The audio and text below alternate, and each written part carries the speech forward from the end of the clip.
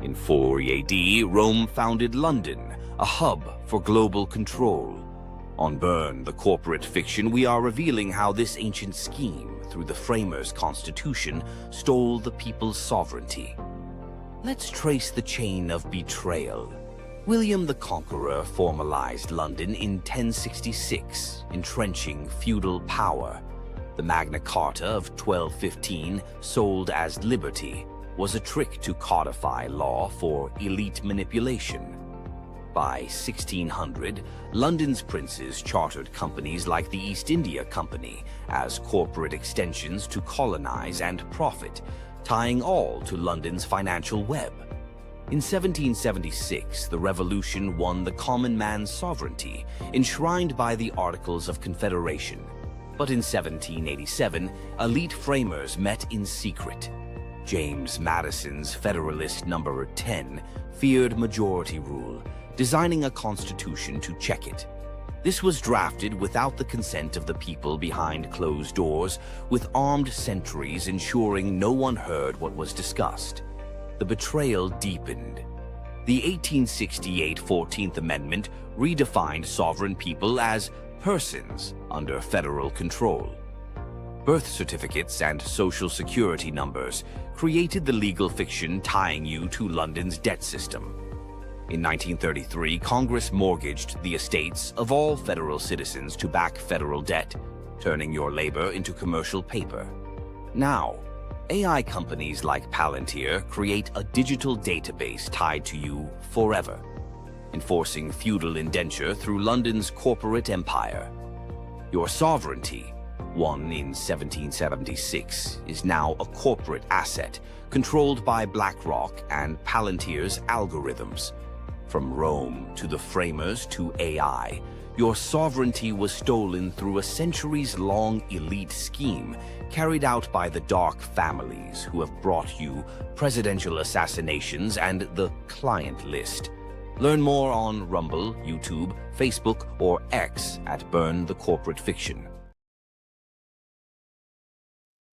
Good evening, ladies and gentlemen. I am trying out this new headset, so if I could get a 5x5 from anybody in the chat, I would greatly appreciate it.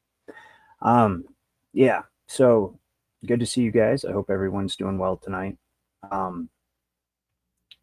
was thinking about tying into that little short that I made pretty much sums it up from start to finish, is that this has been a centuries-long scheme to expand a web of commercial indenture across the entire world, right? Removing people's access to the common law and to property ownership, and placing them under an indenture to ultimately the papacy. And that's what we're going to get into tonight. But before I do, let me say hi to some of the people in the chat. We've got, let's see, Mike, good to see you, brother. Fellow jurist, Ryan McVeigh, good to see you as always. Valley Parks, Peg's Place, good to see you both. And of course, I've got backstage Mojo's shop. How you doing this evening, Mojo? There we go. Doing all right. Doing better. Even though I had a big day, I was out doing a bunch of stuff I shouldn't have with broken ribs. I'm kind of paying for it now, but I'm still doing all right. All right. So still on the mend. Yeah, a little better than yesterday, I hope. We took a couple pigs to the animal auction today. Okay. Well, always fun, dude. I wish I lived on a farm. That's my goal one day. So you're more welcome to come on down. Off the grid and away from everything. So we've got FE Nation, Theo Shen just joined us. Good to see you guys. So I appreciate that, Mojo. I appreciate the invitation. All right. Well, let's get into it a little bit. So essentially, I've shown many times on this channel that the United States is actually a company. It's a government services company that's actually registered on the companieshouse.uk. Now, as always, I bring the receipts. That's what this channel does. And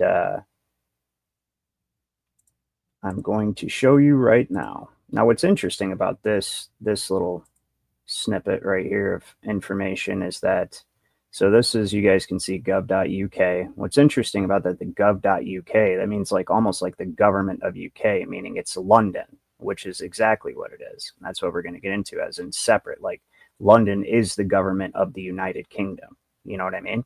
And that's why it's worded that way with the little Crown Corporation logo right there. We're going to get into how this came to be tonight, but there you go. United States of America, boom. Right? One active beneficial owner, and believe you me, that's not the people. Two active statements, which is recent. They have to continue to notify. You know, they notified last year. They've notified the last several years I've been showing this. But one thing did change. Oh, no. Yep, it did change. So you see it's called the Government of the United States of America. It's located in the District of Columbia, but its correspondence address is 339 Elms Lane in London, United Kingdom, Southwest 117 US. It was notified on, so just in case people are like, well, that's not, you know, the United States, that's just their location in London, you know, and blah, blah. I've heard every excuse in the book. Really? Well, that's interesting because it was notified on the 3rd of July, 1776. But that's actually different, isn't it, Mojo? Mojo knows. It used to be the 4th of July. 1776, and for some reason they actually changed their own information, or maybe it's a Mandela, who knows. But if you go far enough back in my older streams, you'll probably find where it was the 4th of July. So how did this come to be, right? That's the big question. And I'm going to show you guys a brief video. We can have a little conversation about it and what we're going to kind of discuss, and it's an open panel. Anybody's welcome to come up, and we're going to discuss the progress. Essentially, London founded in 43 AD, right, by Rome.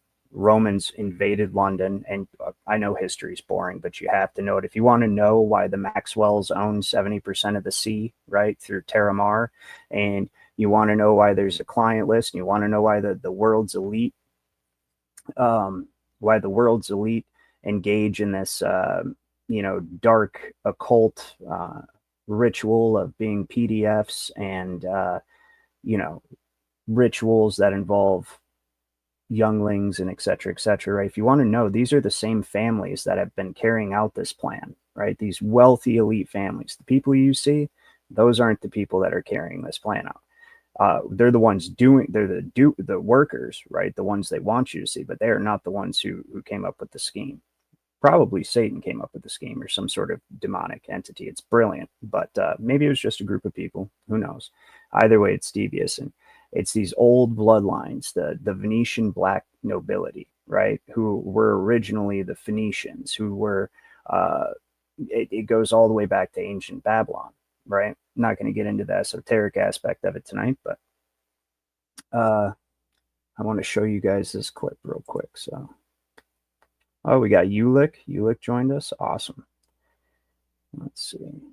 Got to share the individual tab. Now, this is going to be a little dry and boring, guys. And I know that sucks. But if you listen to what he's saying, it's valuable information, because you're going to learn exactly why the United States is registered in London, and how it was intended to obtain territorial jurisdiction over the states the entire time, and not just in our republic and usurp our sovereignty, though we were meant to be the corporate military arm of the entire thing, and we were meant to be that the entire time. But here, let me show you. Click over here.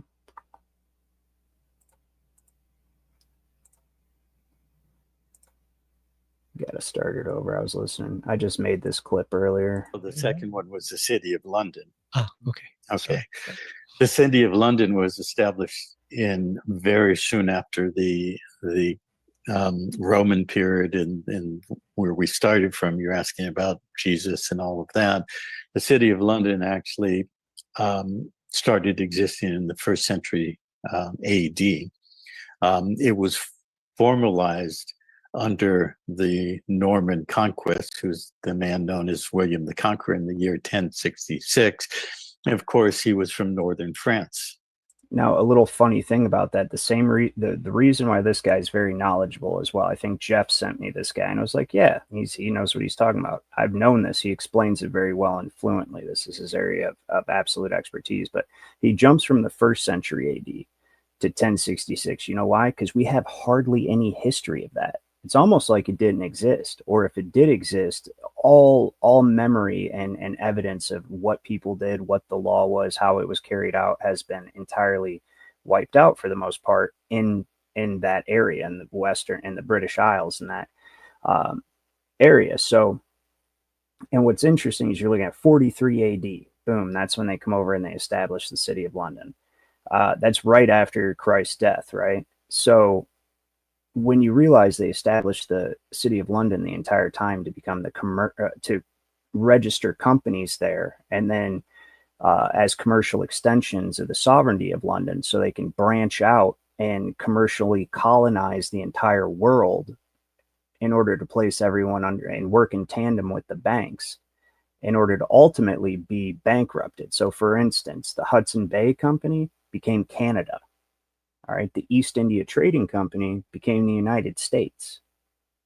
And they've always been companies that were chartered in London and that were using the sovereignty of London, not the sovereignty of England or Britain or whatever, but the sovereignty of London, because London's sovereignty is entirely separate from England's sovereignty. In fact, London is now the sovereignty of the entire UK. The United Kingdom has lost their sovereignty to London. London was established permanently as a sovereign city-state by the Magna Carta in 1215. And the Magna Carta was the premier document to set up the entire trust indenture. It opened the door for administration by determining how an estate was administered if the heir is not of age or incompetent, what fees can be taken, how it has to be maintained. That's what the entire Great Charter of Liberty, my ass, it's the Great Charter of Slavery. In all honesty, it really is. If you know how to use it, it can benefit you. But for the majority of people, it is given no liberty. And the great trick with it, with the Magna Carta, is what we do know about the time before the Magna Carta is prior to William the Conqueror, the law was not written. It was considered an abomination to write the law down. So the people would get together in what was called like things, 100 courts. They've had different names, Wigamawoes. They've had different things throughout the years. And the people would get together, they would recite the law orally, and then they would handle disputes. And we're talking about common law of the people. And essentially what it is you just do not wrong someone, right? There's no commercial punishment. See, the whole commercial punishment aspect, that's Roman. It's always been Roman.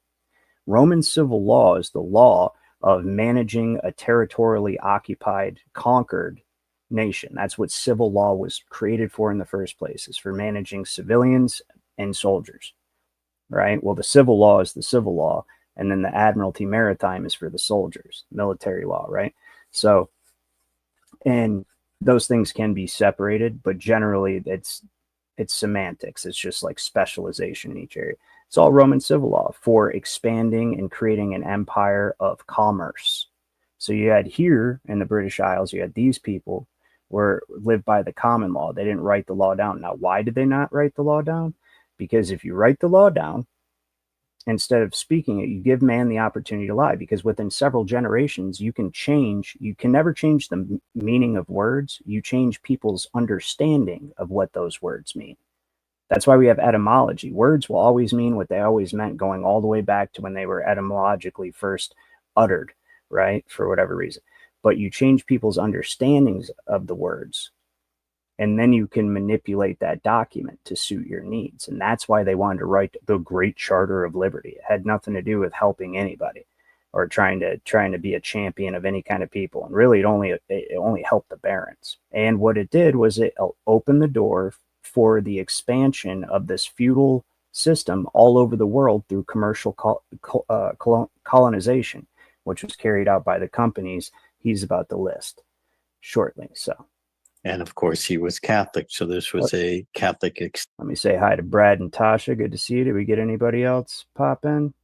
Not yet. All right, well, let's go. Let's get this extension to then establish the city of London.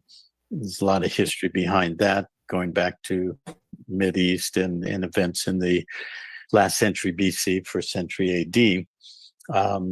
But it was the beginning of, or not the beginning, but the continuation of establishing what ultimately would be the three city-states, the Vatican. Also known as the triple crown, which the Pope supposedly wears, the triple crown of Baal. And it is true, there is only 3 city-states, and I'm sure every single one of you watching or who will be watching in the future already knows this. If you found my channel, you know the 3 sovereign city-states, the triple crown, created by the papal bulls. London, city of London, and Washington, D.C. And but by the time we have George III, and we have the colonies in North America, the 13 colonies, he was technically, he was a Hanover, so he comes from the German Principality of Hanover. Okay, so Valley Parks wants some clarification. Absolutely. So you said the civil, maritime, right, but the soldier part again, please.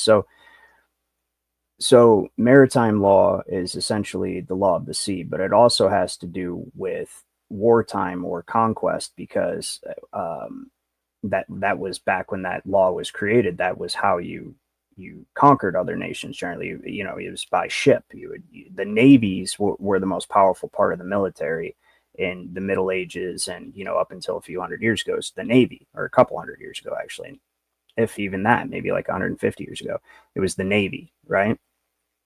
But see, here in the western part of the world, and even during Blackstone's time, right, civil law was foreign to England. It continued to be foreign, so they slipped it in under feudalism by giving the king control of all the property in the same way that the emperor controls a conquered territory, and that was done through registration in the Doomsday Book, which I've explained ad nauseum in previous streams.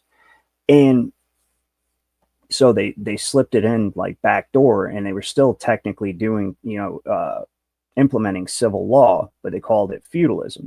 Feudalism is just simple civil law. That's all it is, right? But Blackstone was careful not to call it civil law while simultaneously saying civil law was foreign. He would say, the feudal system, there is no difference. So that's how the lawyers trick you. There is no difference. It's one central control and regulation of all property. That's what it is. And it's generally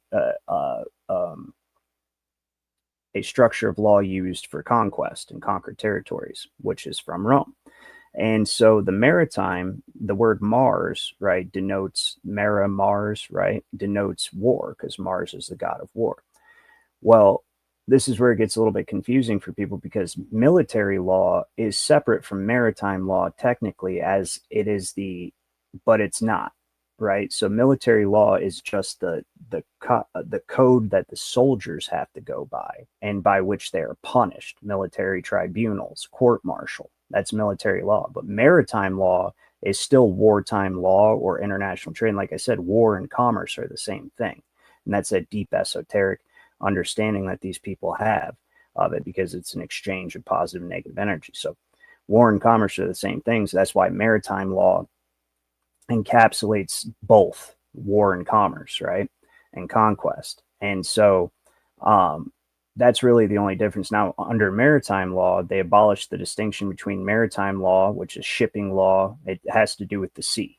Okay. Maritime law always has to do with the sea, whereas civil law would be dealing with the conquered territory on land, like how to manage and regulate a conquered people that you are essentially occupying and trying to keep the peace. The Liber Code was when the Roman civil law was first implemented on a mass scale in the United States by Abraham Lincoln on behalf of the Vatican, or not Vatican because it didn't exist, but on behalf of the papacy, whether he knew it or not, right?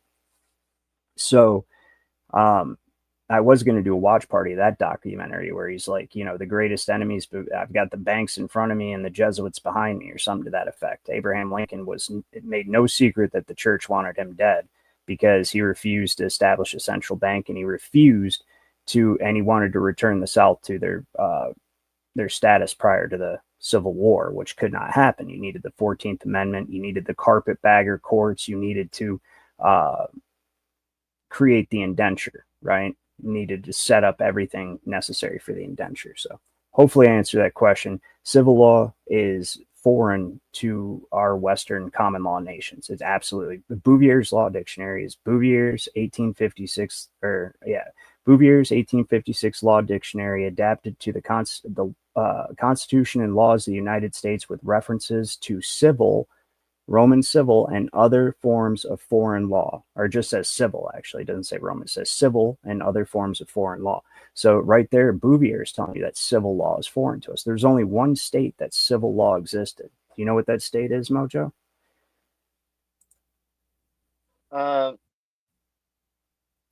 Not offhand. Probably Michigan.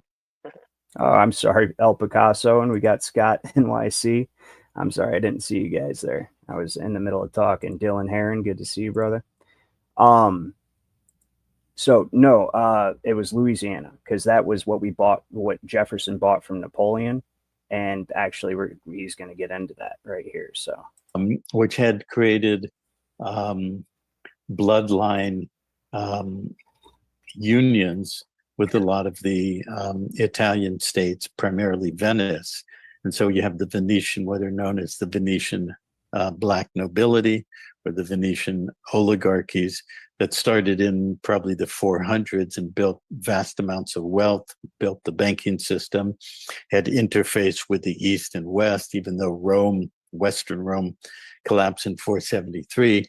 Venice started emerging in that time period. So by the time you get into the 1000, 1100, 1200 centuries, you've got Venice, very powerful, that's been working with Constantinople, the Byzantium Empire. Like the Medici families and so on. Yeah, the Medici and the Orsini and all of the rest. And by the 1200s, those Venetian families started moving up to the era that we now call the Netherlands. And then you have the Dutch principalities, and there was actually a period where in Holland or the Netherlands, it was called the United States. Yeah, he doesn't make it very exciting, but I promise you, chew through this, it's very good information. I did think of a better way to explain the difference between Roman our civil law and maritime law. Is essentially that civil law is dealing with the identification and regulation of people on land, obviously under a conquered territory, like someone who's come in from the sea under maritime law, right, and then conquered the territory as the Romans would do. Right. But the maritime law applied to the ports and to the international trade. Right. And see why they made us a coalition of nations, so they could technically call state to state trade international trade, because we were under the Confederacy, under the Articles of Confederation, we were individual sovereign nations in a Confederate Union together. So when say Virginia would do business with Pennsylvania, that was international trade. You could technically apply maritime admiralty to that, and of course they did, right? And then more and more they started using like riparian river or water rights, right? So far this direction and that direction from the nearest river is governed by maritime law, and that's how they started bringing the maritime law inland. And then Abraham Lincoln, with his Lieber Code, created an entire military wartime jurisdiction, and the Lieber Code is a form of military martial law, right, which is still under the same category. So one is for the regulation of civilians inland, one is for international trade, and everything naval, basically, whether it be military or otherwise. States. So that was the first United States in the Netherlands. And then they established their Dutch East Indies Company, Dutch West Indies Company, and you have the British East Indies Company, and you have the other companies, Royal Charter companies coming out of the City of London, such as the Hudson Bay Company, the South Africa Company, many other companies. And those companies became the principal commercial extensions of the City of London through the period of conquest and the period of commercialization. So essentially what he's saying is the city of London was established by Rome, 43 AD. Fast forward 1066, William the Conqueror formalizes London as a sovereign city-state. It's made permanent by the Magna Carta in 1215. And then the elite princes, the principalities spoken of in Ephesians 6:12, those people, and they took out the worldly governors when they did the King James 1611, but in the Geneva Bible, it specifically refers to the people he's talking about, the black nobility that you're wrestling against. They started creating companies, right? So what they did was they waited till about 1600, from 1066 to 1600, when they got the feudal system thoroughly entrenched in all the European countries and adequately subdued common law, right? Once they had done that, then they started using the whole trust scheme to create companies, because that is what a company is. That's what a corporation is. It's a trust. So they're all using the thing that the Vatican I keep saying Vatican, the Pope came up with the Unum Sanctum, the first worldwide trust. And that's what they were capitalizing on, right? And so they thoroughly entrenched feudalism, and they create these companies. Now these companies' jobs are to go out and colonize, commercial colonization, the entire world, borrowing money from the banks to do it, and then placing the people that they conquer, or that they colonize, the lands that they colonize and the people colonizing, and placing them people under lien for the debt they borrowed to colonize the place in the first place. And then they were always designed to be bankrupted from the beginning, just like we were in 1933. It was always designed that way, because that's how you collapse the entire thing into feudal debt slavery, a feudal trust indenture, a worldwide trust indenture. That's exactly what they've done. And it was carried out over that extended period of time as well. Colonization throughout the world between the 1600s and the 1800s. Eventually, all those companies were set up to be put into bankruptcy and then converted to secular governmental bodies. So the Hudson Bay Company was converted into what we call the nation of Canada. This East India Company was essentially converted into the United States and the United States of America, and so forth. And that would be why the United States, to this day, is a company registered on the Companies House on gov.uk. It was notified on July 3rd, 1776, right before the Declaration of Independence, July 4th, 1776, right? Because so they created the company. The East India Company became the United States Company. And then that United States Company continued to exist. That's why we caged it in, like we were talking about last night. That's why it has boundary stones around the District of Columbia, because that thing has always been in a commercial extension of the Crown Corporation of London. It has always been a commercial extension of the Holy See, ultimately, but they hide that under layers and layers of corporate shell companies and paperwork, right? So, but it has always been a commercial extension of London, and it was supposed to be what represented the several states in international trade on the world stage, using the principality or the sovereignty of London, essentially, right? So, yeah, but claiming to use the sovereignty of the people, is one big trick, dude. This is a evolution and a sequence of events basically over the last 1,000 years. If we were to summarize it, it was all to set up a structure where you have a global system of military conquered entities, nation state, or countries that were then converted to corporations. Those corporations were then put into bankruptcy through the mechanisms of the banking system, eventually the central bank system. And then as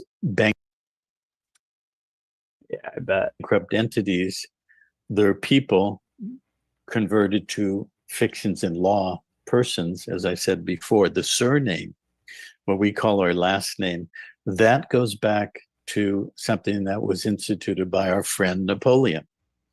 Napoleon issued what became the Napoleonic Code, and that was completed in the year 1804. The Napoleonic Code was a restatement of the Roman civil law. Okay. Yep. So, yeah, that's what I was telling you guys before. We've got God-loving anarchist. Looks like he's trying to. That's got to be my dad, probably, if I was to guess, because that's something he would put as his name. No, it is not. Let's see who this is. How you doing this evening? Hello, how are you? It's Janusz. Oh, Janusz, what's going on, man? Yeah, how's it going? Hey, not bad at all. I finally caught you when you are streaming. Remember we were talking before about the free will?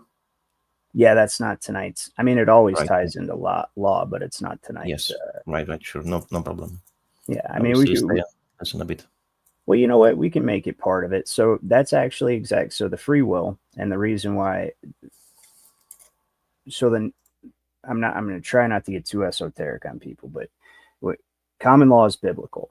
Really, all law is spiritual, like J.G. Warner says. The spirit of the law is the spiritual because it works upon and through the will alone. I mean, every well-respected jurist all the way through the 15, 16, 17, 18 hundreds knew this. It wasn't until recently that they've just restricted people who consider themselves lawyers, their knowledge just to the commercial aspect of law, which is all they do, actually, just the regulation of property and administration, commerce.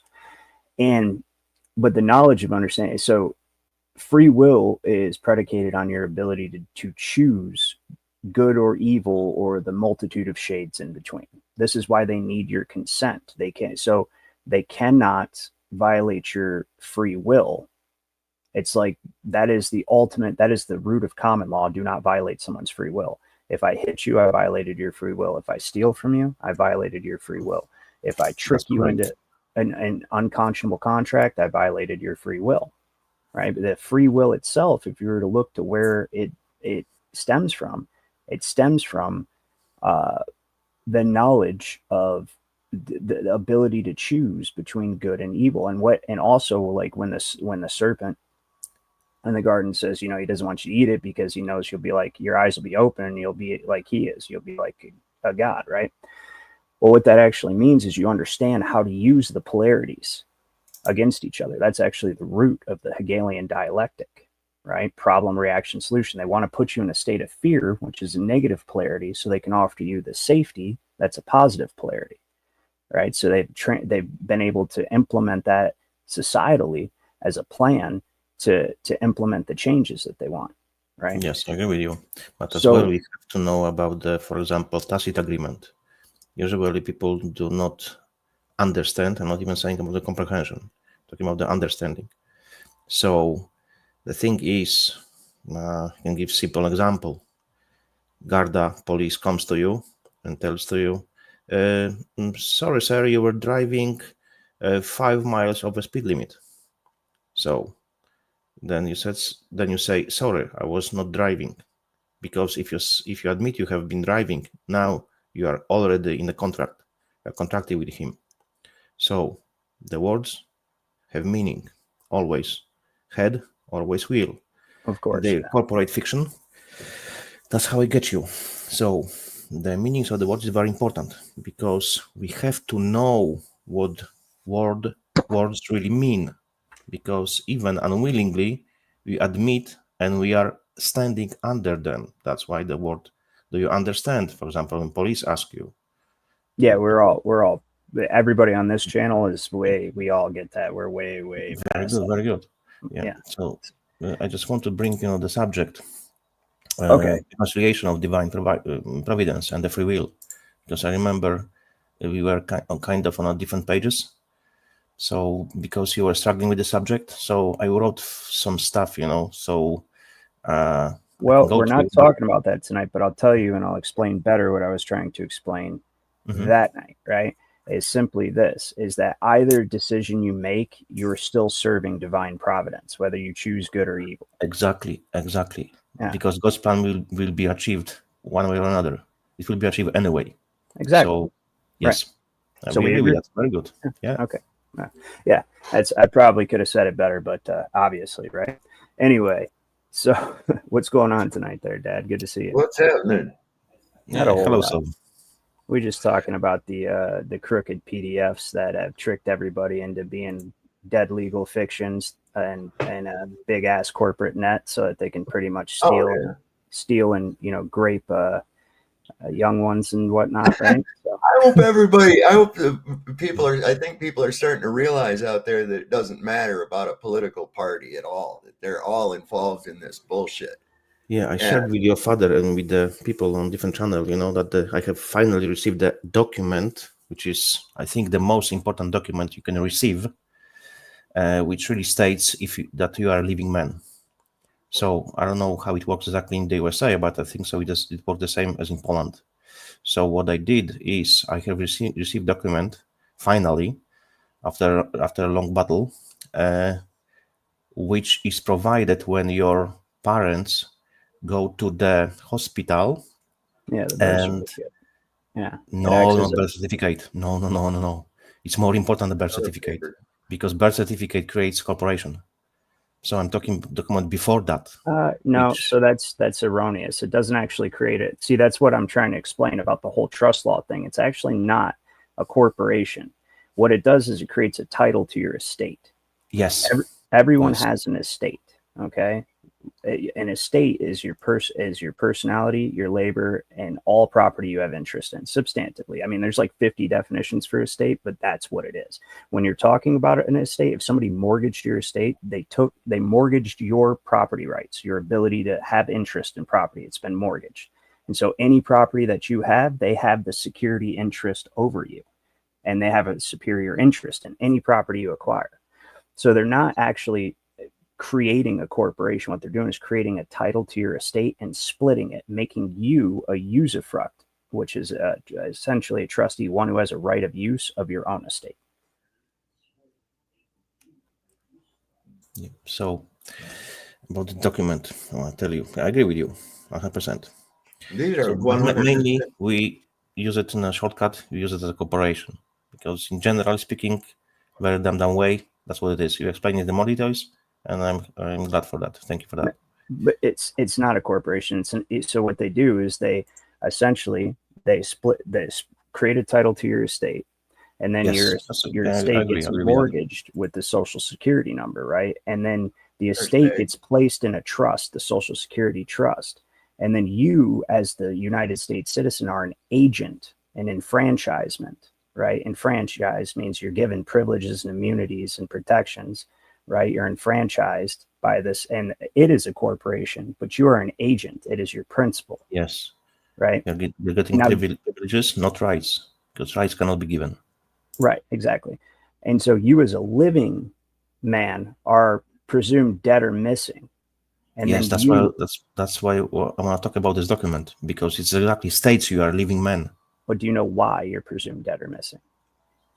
Umbilical cord, for example, which is cut, and they consider it as a being a man, because then you are lost at sea because you didn't receive it. It's related to nature, because, for example, in nature, when a female gives a birth, usually, I'm not talking about mammals, usually they eat part of it, like a dogs, cats, and so on. So when you don't have it, you don't claim it, then you are considered as a loss at sea. That's what you're talking about? That's true. Okay, so that's one aspect, but there's another reason.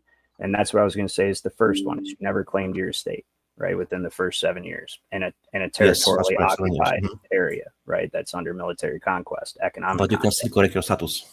So second reason, though, is because you only have an equitable interest in any property. Like I said, they mortgaged your property. They mortgaged everybody. We were the standardization. We were the first part, or the very first building block of this trust indenture system when the Federal Reserve bankrupted the United States. And then when Nixon took us off the gold standard, right, and we went to the petrodollar, that allowed all the other nations to copy the same collateral mortgage trust indenture system.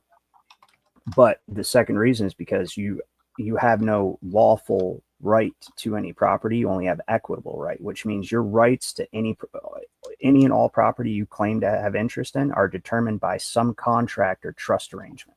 And those have to be adjudicated in equity and not law. So you are dead to the law. It's not that they got rid of common law. They never can, because common law is not written in, it can only be written about.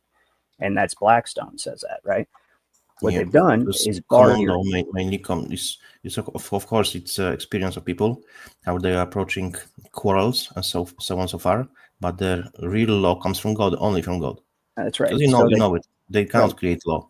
Man can only regulate commerce and administer property, regulate property. Yes. That's it. That's all they can do, property under administration. So that's all they can do. That's why they call it codes, statutes, and rules. Other fancy words, yes. Right. But they never say law. Like they'll throw law in there with another word in front of it, but they won't just call it law. Anytime you see just the word law written, it's talking about common law. And so they've barred your access to it by removing your lawful interest in any property. So you're dead to the law. This happens when you're mortgaged. Let's see if I still have it pulled up, or I can pull it. Yep, I do. Here, check this out. I'll show you. All right. So I'll show you two things and I'll do it quick because I know all my subs see this all the time. But hey, let's drill it. Let's drill it in there. Make sure you know what you're talking about. So over here, March 9th, 1933, page 83, second paragraph on the bottom or on the left-hand side, House Congressional Record. The money will be worth 100 cents on the dollar because it is backed by the credit of the nation. It will represent a mortgage on all the homes and other property of all the people in the nation. Now, remember what I said about estates. This is a law review written by Evan J. Criddle from UCLA. And it's fiduciary foundations of administrative law. When you hear the word administrative, it only ever has anything to do with trust. This is why they created all these companies and started commercial colonization, is to place everyone under administrative law and make them legal dead fictions under the Pope. That's why. The unum sanctum, it's the fulfilling of unum sanctum is what's going on here. And so you'll notice it says, when Congress and the president acting jointly as proxy settlers for the sovereign people. So administrative agencies, right? Or I'll read the whole thing. The emerging fiduciary model in administrative law posits that administrative agencies like the Department of Motor Vehicles, right? Or the IRS or the ATF or any other, the FBI, these are all administrative agencies, are endowed with authority to set regulatory policy, meaning regulating property that's being held in trust as collateral for that mortgage I just showed you, when Congress and the president acting jointly as proxy settlers for the sovereign people entrust them with regulatory discretion. What does settler mean? Settlement. Settlement means the conveyance of an estate for the benefit of some person or persons. That's why everything they do has to be for your benefit. They made NASA for your benefit. That's in Title 42. Did you know that? It's supposed to benefit you. Or no, not you, Janusz. I suppose you're not, but it's supposed to benefit you and Mojo, Dad. Don't you feel benefited by NASA? Yeah, I do. I feel so good about them giving me these. Well, Yeah, I have to say they've provided me with a shitload of great content for my show. Oh, yeah, definitely. Yeah. They're little puppet shows, puppets on a string. I always loved a good fantasy, and I really enjoyed this movie Narnia as well. Look, I want to still back to this document which I finally got. Because So I don't know it's if it works in the USA the same way or not, but I assume it. No, it hold on. I will. wasn't finished yet. Let me just finish this last little part. So you've seen all that, and that, let me just remind everybody, they mortgaged your estate, mortgage on all the homes and other properties. And what they actually did, according to this, was mortgaged your estate because they settled. So they mortgaged your right to property is more technically what they did. It means any property you acquire automatically gets connected to your social security number and subject to regulation so that they can generate revenue from your misuse of it. If you do not use it the way they tell you to, then they get to create an attachment to your trust and generate some commercial paper out of thin air like wizards, right? And then make you liable for the performance of some whatever obligation, probation, traffic ticket, doesn't matter, but that has a value to it. So they can sell it to institutional investors because all currency is actually just commercial paper now. It's not money. And so the last thing I was going to show you is this. This is the law of mortgage. It says the party who borrows the money gives the mortgage. The debtor, that would be Congress, and more acting on behalf as proxy for the 14th Amendment citizen. And he's called the mortgager. The party who pays the money and receives the mortgage, the lender, that'd be the Federal Reserve, IMF, Crown Corporation, is the mortgagee. Under early English and U.S. law, the mortgage was treated as a complete transfer of title from the borrower to the lender.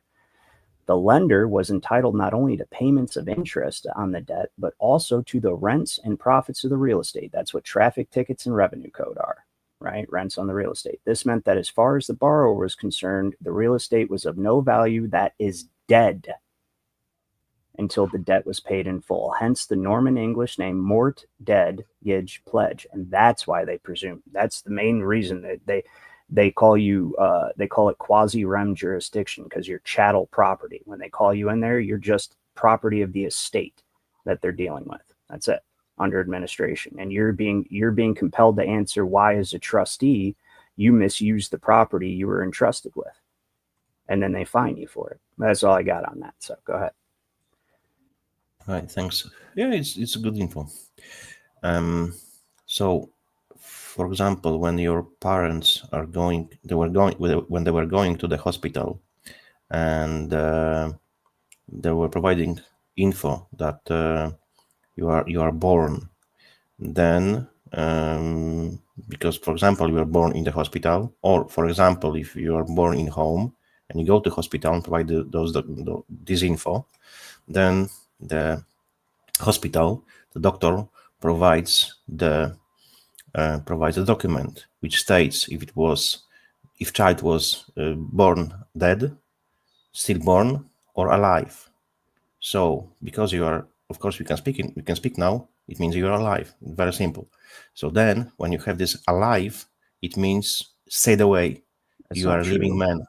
Stayed away. Just be this document. It's true. Just because you can speak doesn't mean you're alive to them. You have to not be property to be alive. When you're property, you're dead. That's why it's as well very important. So back when the slave trade was big, the Barbary and the African, right? The people they enslaved could speak, but at law they're considered dead because they're property. They have no will, and that goes back to the will thing. Without this document, it's much harder to correct your status. That's what I'm talking about.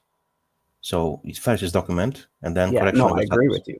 Yep. We do that. That's what my Jurist Society is all about. I've already put my claim on the record. I already have it, and I have a house seal, and I use it all the time. So yeah, it's the only way you even have standing to fight. We're on top of that.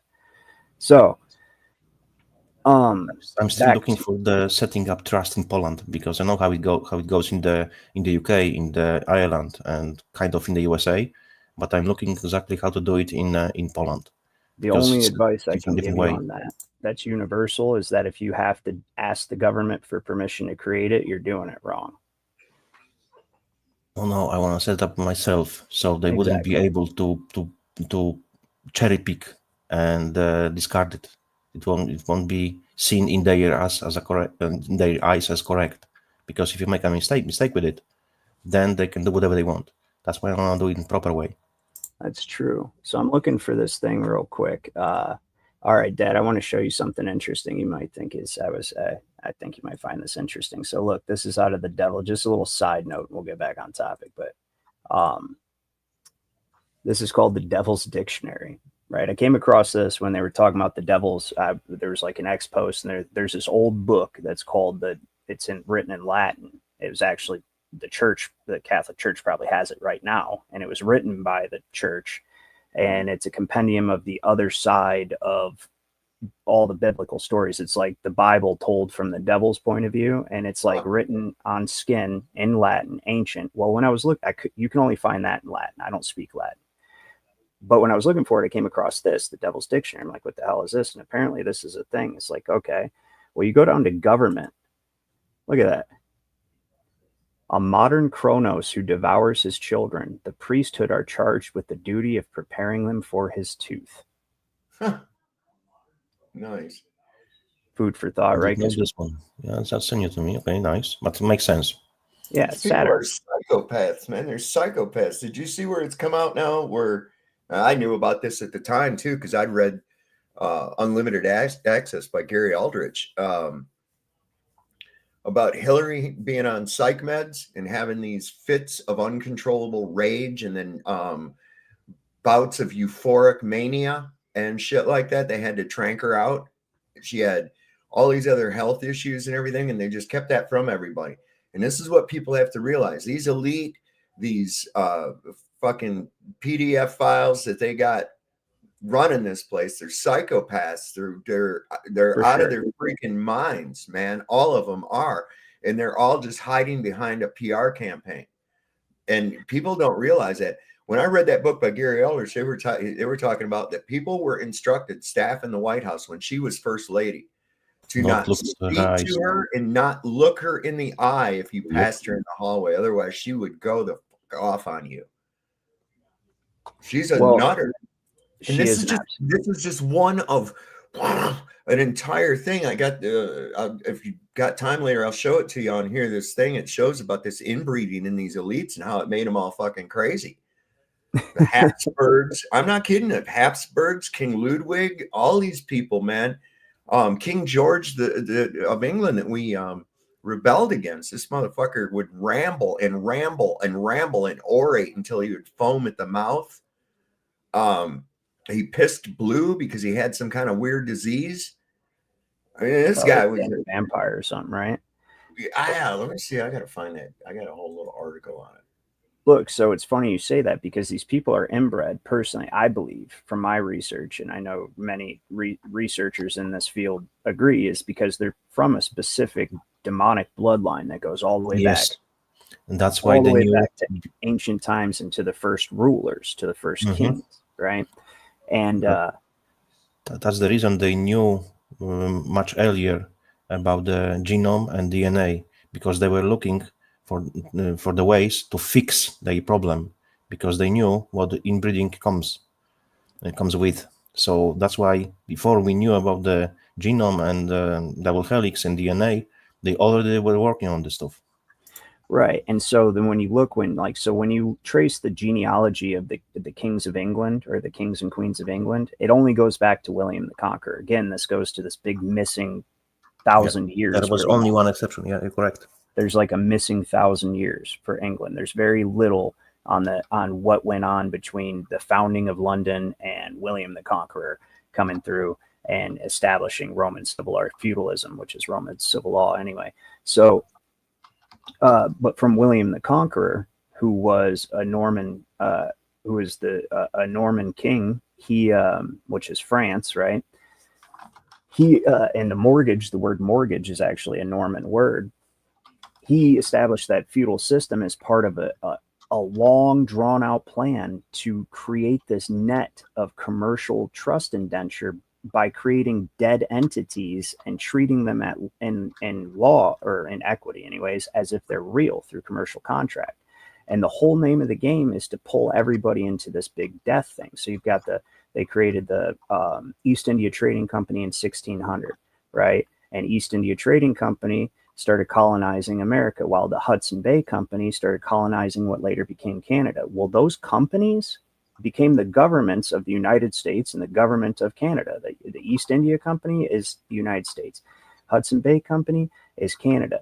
And they did the same thing all over the world. And then the third world nations, they sent around little what they called economic hitmen to get those people to agree to having infrastructure, taking out loans from the World Bank and setting up infrastructure in their nations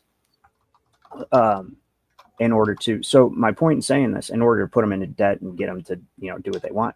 My point in saying this, though, is that these bloodlines, this isn't the first time they've done it. They're the same ones behind the Tower of Babel, right? They're the same ones behind pretty much every major almost world conquest in history, because they keep trying to do. They keep trying to usurp the authority of God. And they're crazy. Like my dad said, they're fucking nuts, because they're power hungry, power drunk, and they do get power from doing horrendous things. And yeah, I agree with you. And those bloodlines are from the time before Christ was on earth. And right. I can give you reference to that, because Christ said, "You builders, you didn't put me as your cornerstone." And cornerstone, as we know, is always on the north of the building. You've said before that you're a Mason. So if you go to Masonic building, check it yourself. You will find, not in all buildings, but in some buildings, you'll find compass. It will be on ceiling, wall, floor, sometimes on flag. And get yourself a compass. And put compass next to it. And you will see that the north on this compass, on the wall or whatever, on flag, will be not pointing as a north on your compass. Yeah, so we're not going to get into that tonight, but it's actually Polaris. So, and I know all about that. Trust me, I know more than you could possibly imagine about that. But did you find that video, Dad? It's not a video. It's It's just an article. I'll bring it up in just one second. Let me finish typing this thing real quick here. Okay, no problem. I'm listening to one ear and answering somebody on something right here in another. That's pretty. Yeah, it's challenging to split your attention. So. Yeah, it's not. It's just it's in another window. Okay, let me. Well, see it is here. For me. I mean, I can't believe in this day and age I have to actually explain Boyle's law to somebody. I mean, what in the fuck, you know? This is just insane. Anyway, let me see here. We want to probably definitely heard about Fitzmyer, yeah. So he came with 13 bloodlines, but exactly there's 26, and he did a good job, but he didn't have as much access to knowledge as we do have now. So I did some digging, and it's exactly 26, and 26 has as well big meaning. That's why there is 26 families, and I can list all of them if you want.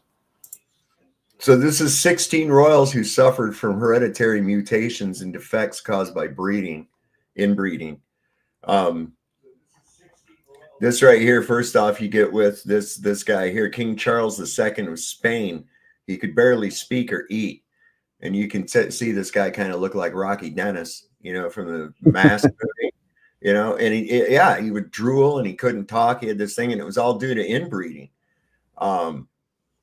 And so that was common within the Habsburgs themselves.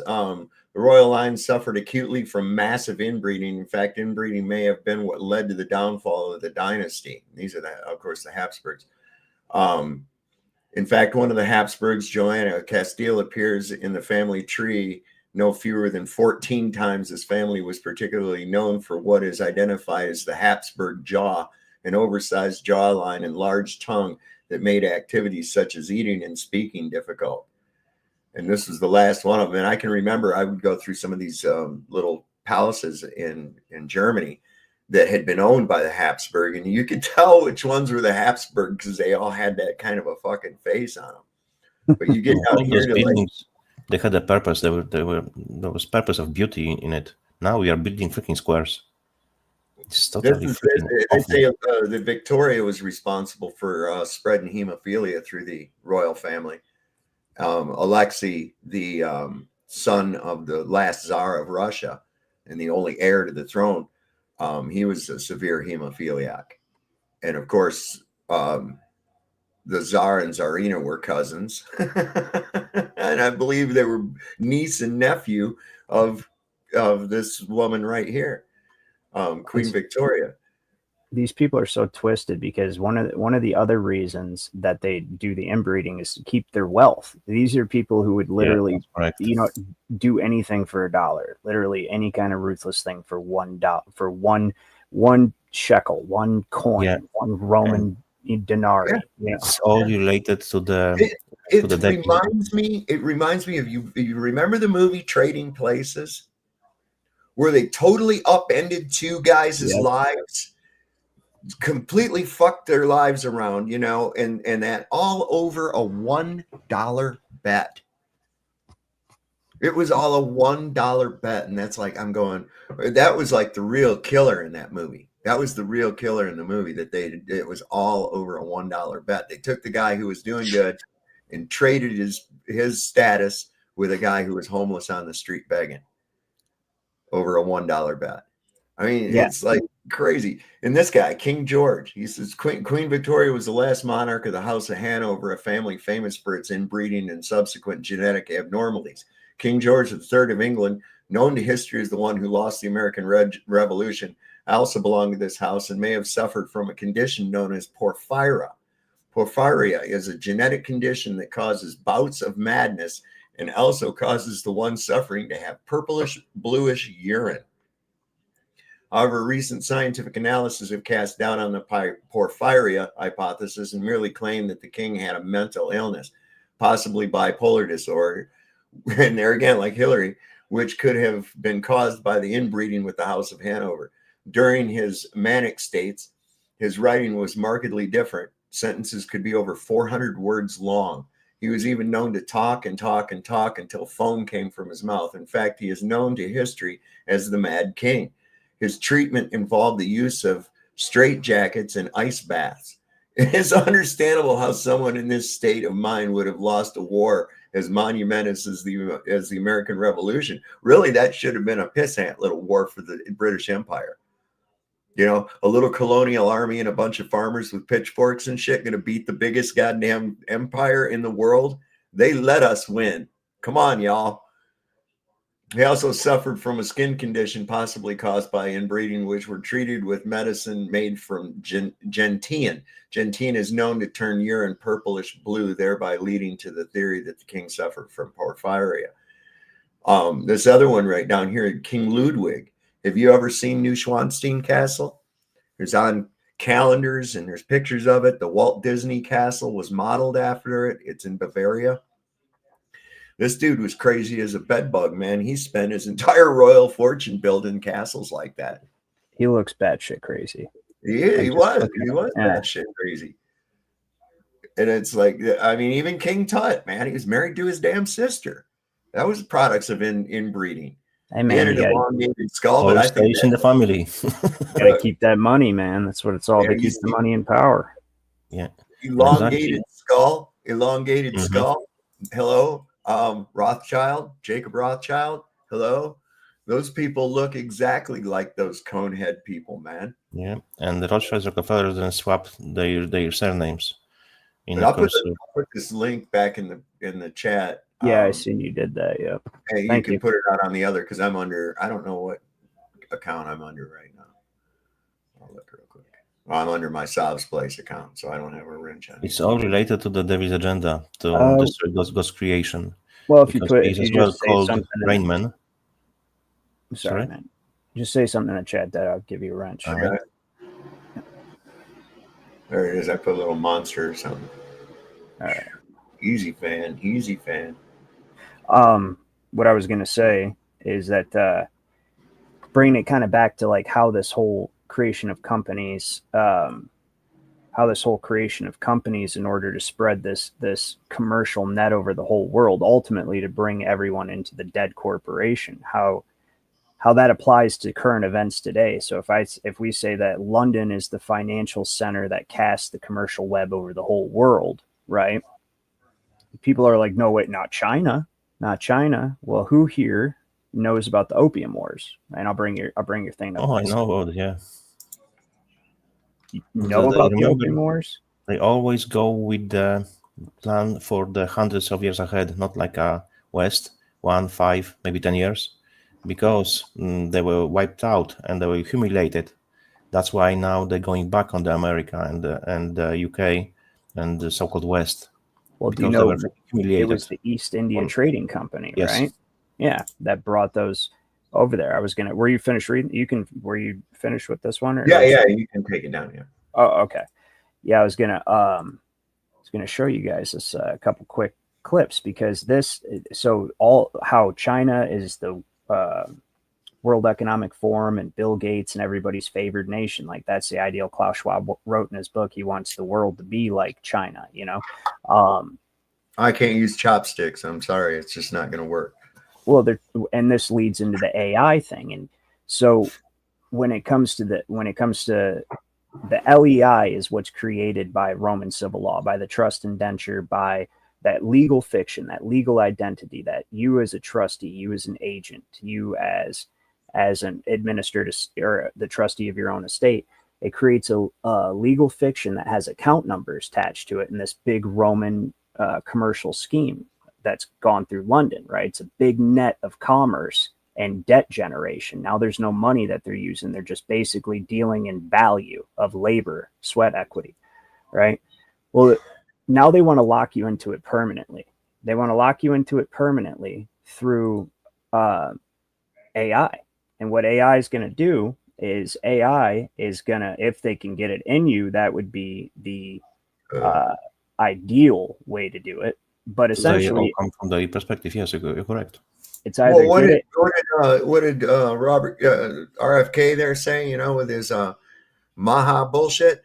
Now he said he wants to see by within the next few years everybody having wearables. Yeah, you know, like the Apple Watch or whatever, those Fitbits and that kind of shit, to have access to all your fucking bullshit. I ain't getting into it, man. And if you listen to the AI itself, they will tell you that it's we are just tapping in to the evil entity.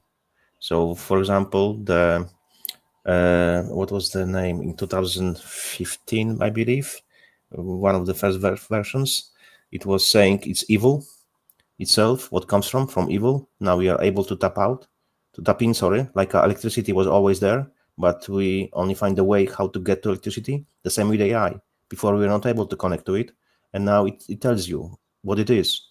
It's from the devil. That's what it is, literally.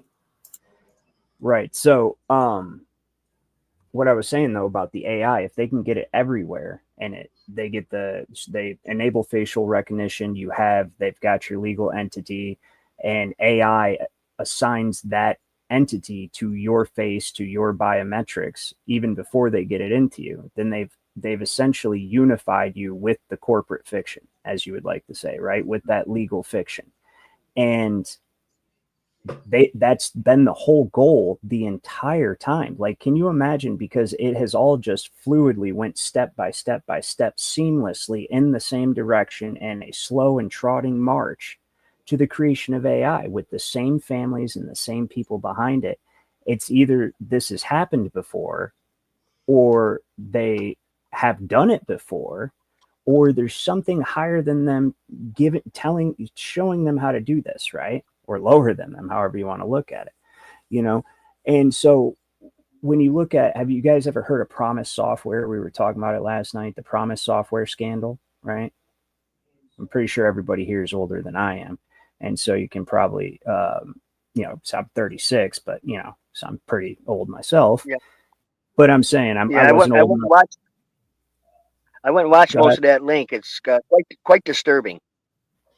Yes, it's very disturbing. It's the Octopus is a great documentary. I linked it last night. I'll link it again tonight if somebody reminds me. It's fantastic. But the Promise Software and the Promise scandal tied into the Clintons, tied into the Maxwells, right? Tied into the Bushes, because Bush was president at the time. The CIA, essentially, this company, they forced this company to develop this software, right? Don't forget that the Clintons and the Bushes were in it together too.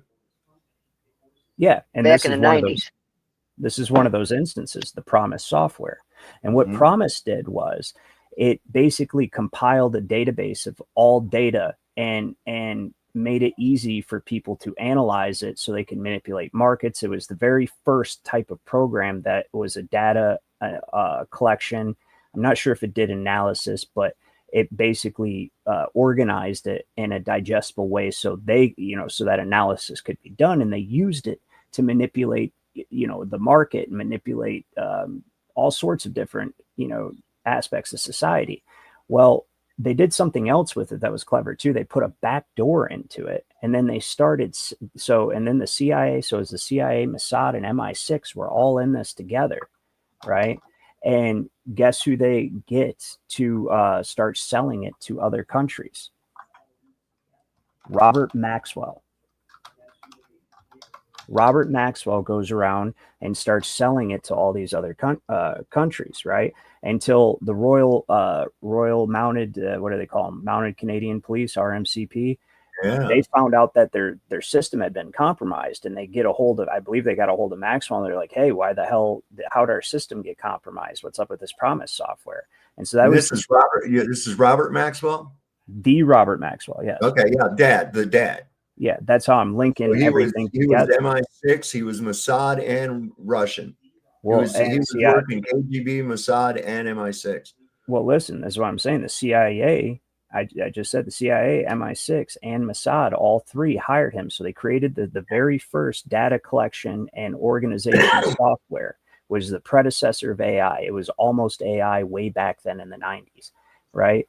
And it made it so they could manipulate markets and all sorts of aspects of society, but they put a back door in it. And then they hired the CIA, MI6, and Mossad hired Robert Maxwell to put that in, or to sell that software to foreign nations like Canada and whoever else wanted this promised software. Is incredibly powerful. It gave a lot of power to whoever had it, but it had a backdoor. So any information that went through there went to the CIA, MI6, Mossad, and Robert Maxwell.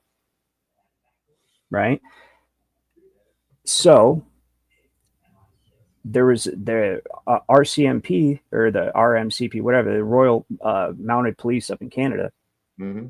They found out their stuff had been compromised. And so that's when things started to leak. Then there was this reporter that started investigating it. He ended up getting killed, and then it made the news. I believe, actually, I think I may have bookmarked it. Let me see. I'll play it again in case nobody's seen it from last night, but it's pretty crazy. Not that one, not that one. That's actually an interesting one we should look at, though. But did I bookmark it? Hell no, I didn't. Well, let me search promise real quick. We're just going to do that, because if I search promise, it's going to come right up. Watch. This is a huge scandal.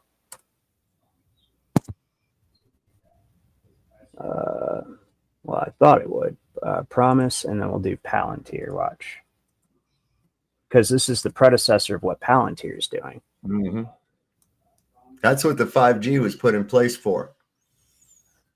Was for this surveillance grid that's going to go up under Palantir.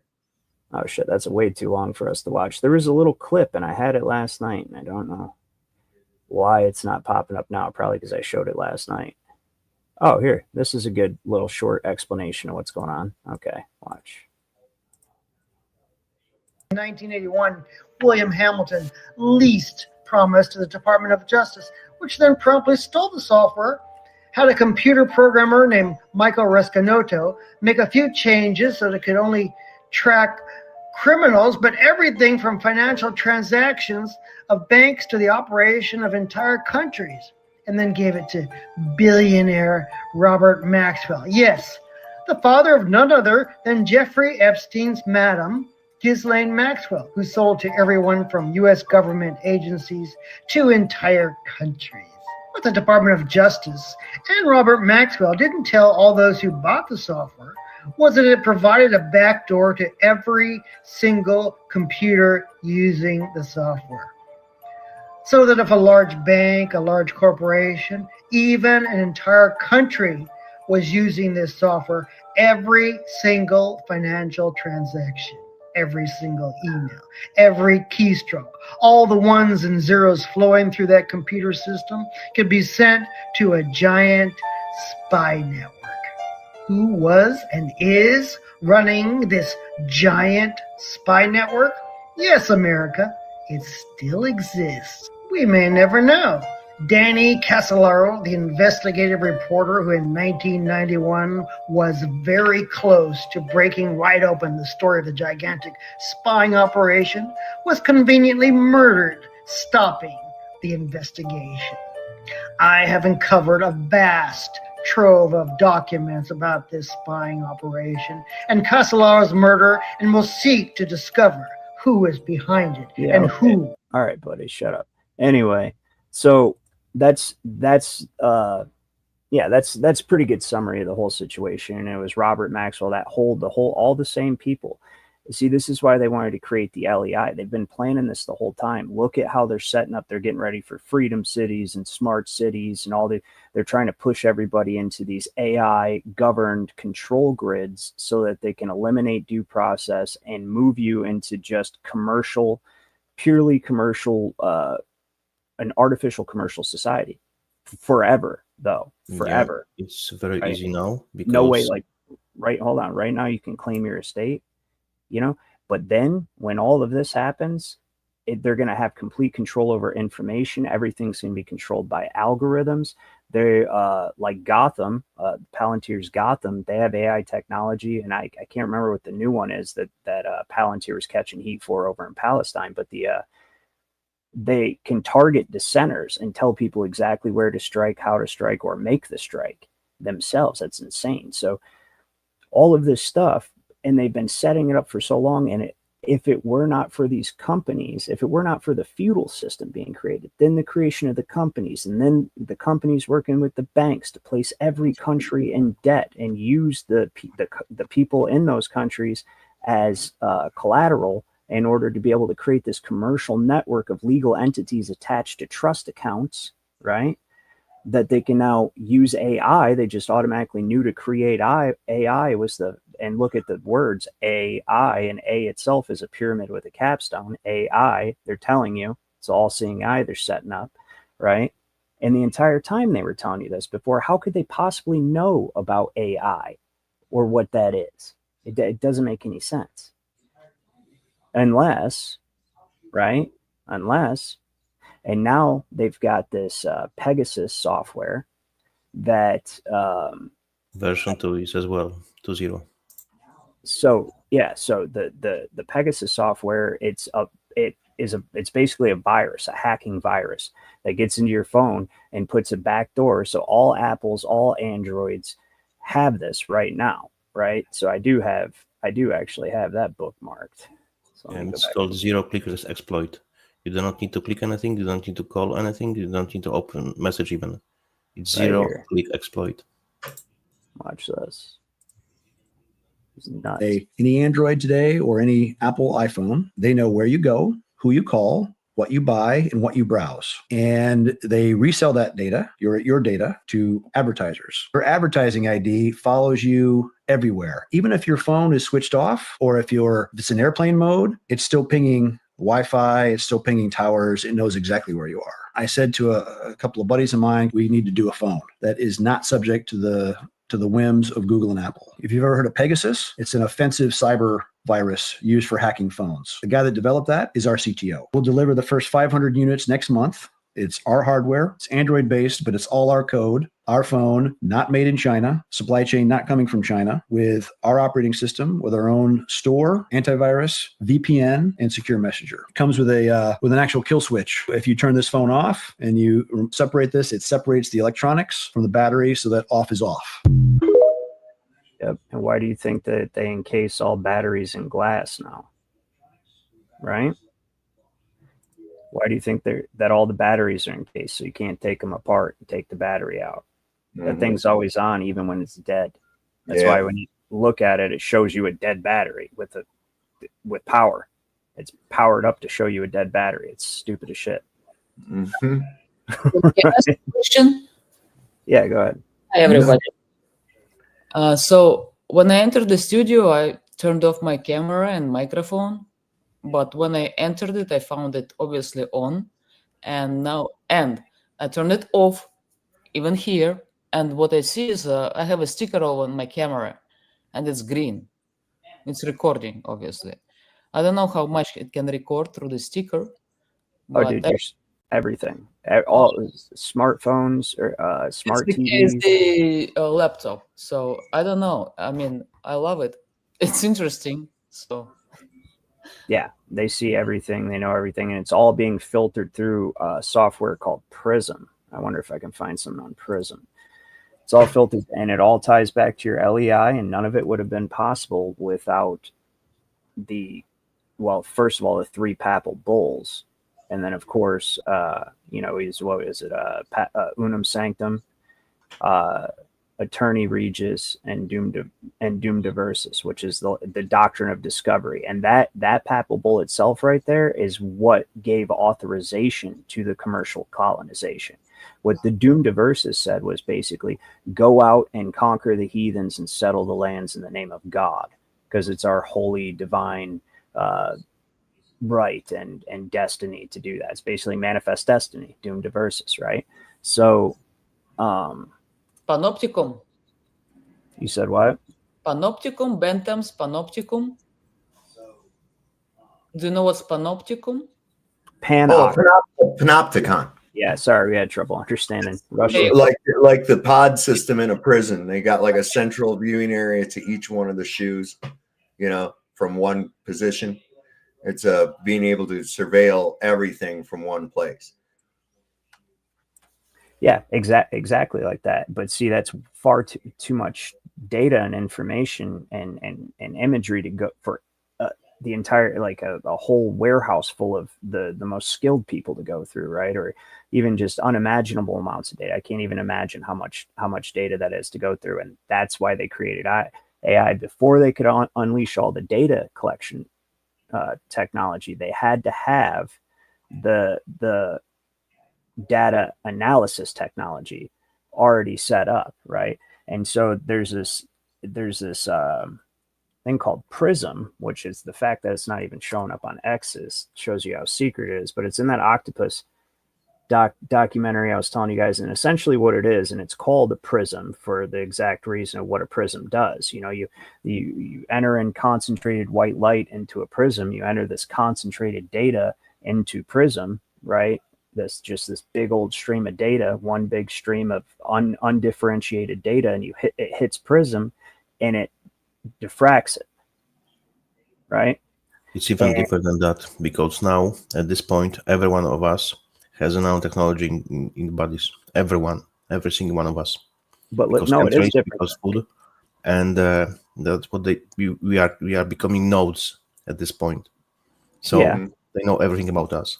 So-called CV hocus pocus, and implementing nanotechnology, graphene oxide, graphene hydroxide, was just a testing ground to check exactly how it goes. That was the purpose for it. Right. So, but see, here's the actual purpose. The Prism is, and I agree with you to a certain extent, but that is one of the purposes, the Internet of Bodies. And they've already come out and talked about, there's been entire papers written on the Internet of Bodies. Yes, Internet of Bodies, Internet of things, of everything. Yeah. Right. Internet of Things, IoT and IOB. And they're supposed to be and IoE, it connects all of it together. That's why they're making everything smart. But Prism just diffracts all the data, meaning it organizes it for analysis. But this new technology that Palantir has developed, that's what has been controversial recently. And that one lady spoke up to Peter Thiel and was like, not Peter Thiel, but the CEO of Palantir, and was like, the other guy, his partner, was like, hey, what about using AI to, kill, all this stuff in Palestine? And what that thing does is it takes all the organized information from programs like Prism, and then it actually uses it to make real-time decisions like commanders would. And it's more efficient and more accurate. And do not miss, yes. Than an entire military made of nothing but generals of the highest order. This thing, because of all the other data it has about you, it knows what you will do before you do it. It knows if they fired at you from this direction, right? Or say, for instance, here's a good example. Say, they're trying to implement the NWO, right? And we've got a little enclave of resistance over here. Right. What this thing's going to do is it's going to know who we are, because it's already collected all this information, stuff like that. Right. And it's going to know it's going to give the soldiers or the SWAT or whoever, they're going to say, look, you're going to want to enter from this direction, because this guy will do this if you do this. And it makes all these calculations. It'll tell you exactly how to effectively strike. But even worse than that, it probably won't even be people. It'll probably just be robots. Right. Coming in at you. It's pretty crazy. Go ahead. It doesn't necessarily it has to be robot, because at this point you have voice to call, and you can put thoughts to people's mind, and you can make people crazy. So even the government doesn't need to send anyone. It can be next person to you, even member of your family. That's how deep it is. So you will not expect the attack from any side. Just happens. That is true, but they don't ever want to let society get to a point where they'd have to use that on a mass scale. They want to control a civilized society. They don't want to, like, if they're asking, they're going to be revealing too much. That's why we have phrase targeted individual. So I am one. I don't know what I'm talking about. Did somebody decode the Palantir yet? Palantir? Yeah, there's the Palantir is basically the word. etymology. I mean, not like real. Yeah, etymologically. not to look it up in the Google, obviously. Not to look up etymology dictionary, but to decode what really the word means. Have you tried? No, somebody had posted. I forget what it meant, but it has something to do with being an all-seeing eye. That's what I remember. I can't remember exactly what it said, but it's basically it's about, so it comes from Lord of the Rings. Palantir's the stone that, whoever they touch it, they can, see whoever, right, anywhere. And then that's how that all-seeing eye guy can see everybody or whatever, is through that. You know how I decode it as a Russian is relatar. I read it backwards and I use the P as R, Russian P. Your P English is Russian R. So if you read it backwards, it tells like relatar. Relatar is to retell. It's to tell backwards. Basically, it's to tell on people, on everybody, right? That's what for me it is. But it's kind of the same thing. It's once you see, you tell on somebody. Here it is. Here that is. But I don't believe it's really possible in terms of like for living being, like for not beings, like men and women, for like the 3% that we are. I don't think they can get us with that because we still are under what you call God, what we call Bog in Russian, the divine fire, the holy fire. Mm-hmm. And they cannot really track us. They can track the relatives, as you said, because they are the ones who took the whatever, they did the stupid stuff. Or they still do that. They made me cry today, for example. That's why I'm here. I'm like, where do I go? I have nowhere to go here. And they clicked on the notifications, and here we are. So what they do is the zombies that wore the underwear on their fuck faces, that's the same shit. Like that's whom they can track and use. Like I don't think that any of their whatever bullshit that they're threatening with us, scaring not us, the sheeple is the matrix for me. It's basically No, it is. They're NPC. still plugged in. They're NPCs. Yeah, they're nobody to me. Like they are literally, you can tell them anything you want, reasonable, they will still they will flip it, and they'll tell something completely. Like you tell them ABC, they say, oh, 1 2 3 whatever that is. What are you talking about? I just told you this and that. Can you answer this? They completely, yeah. It's funny that you say that. Like that's how you view NPCs, and many people do. But that's exactly how the elite view everyone else, because they figure you're not a real one of the people. You're sub the elites are because here's why though, is because you're, like you said, when these people, they walk around, they what they say, they have no idea what they say, they have no idea what they're doing, they have no idea the way the world works, right? And it's the same thing with most even people who are awake, is that they have no idea how the law works, how when you accept something from somebody, you automatically, like if you become dependent on somebody to live, like people who just sign up for Medicaid or welfare or whatever the case may be, they have no idea just signing. And this is this was common knowledge 150 years ago. You know what I mean? It was common knowledge, and they've made people so dumb that they literally don't even look at people as people anymore. They look at them as stakes on the dinner on the table by choice and consent, like it says in Silent Weapons for Quiet Wars. They honestly view all of us the same way that we view people who are normies, who don't even know their ass from a hole in the ground. In the same way where you're like, God, they're nothing to me, I don't feel bad for them. That's why they're able to do all these horrendous things, because they don't view you as anything other than an animal, property, chattel.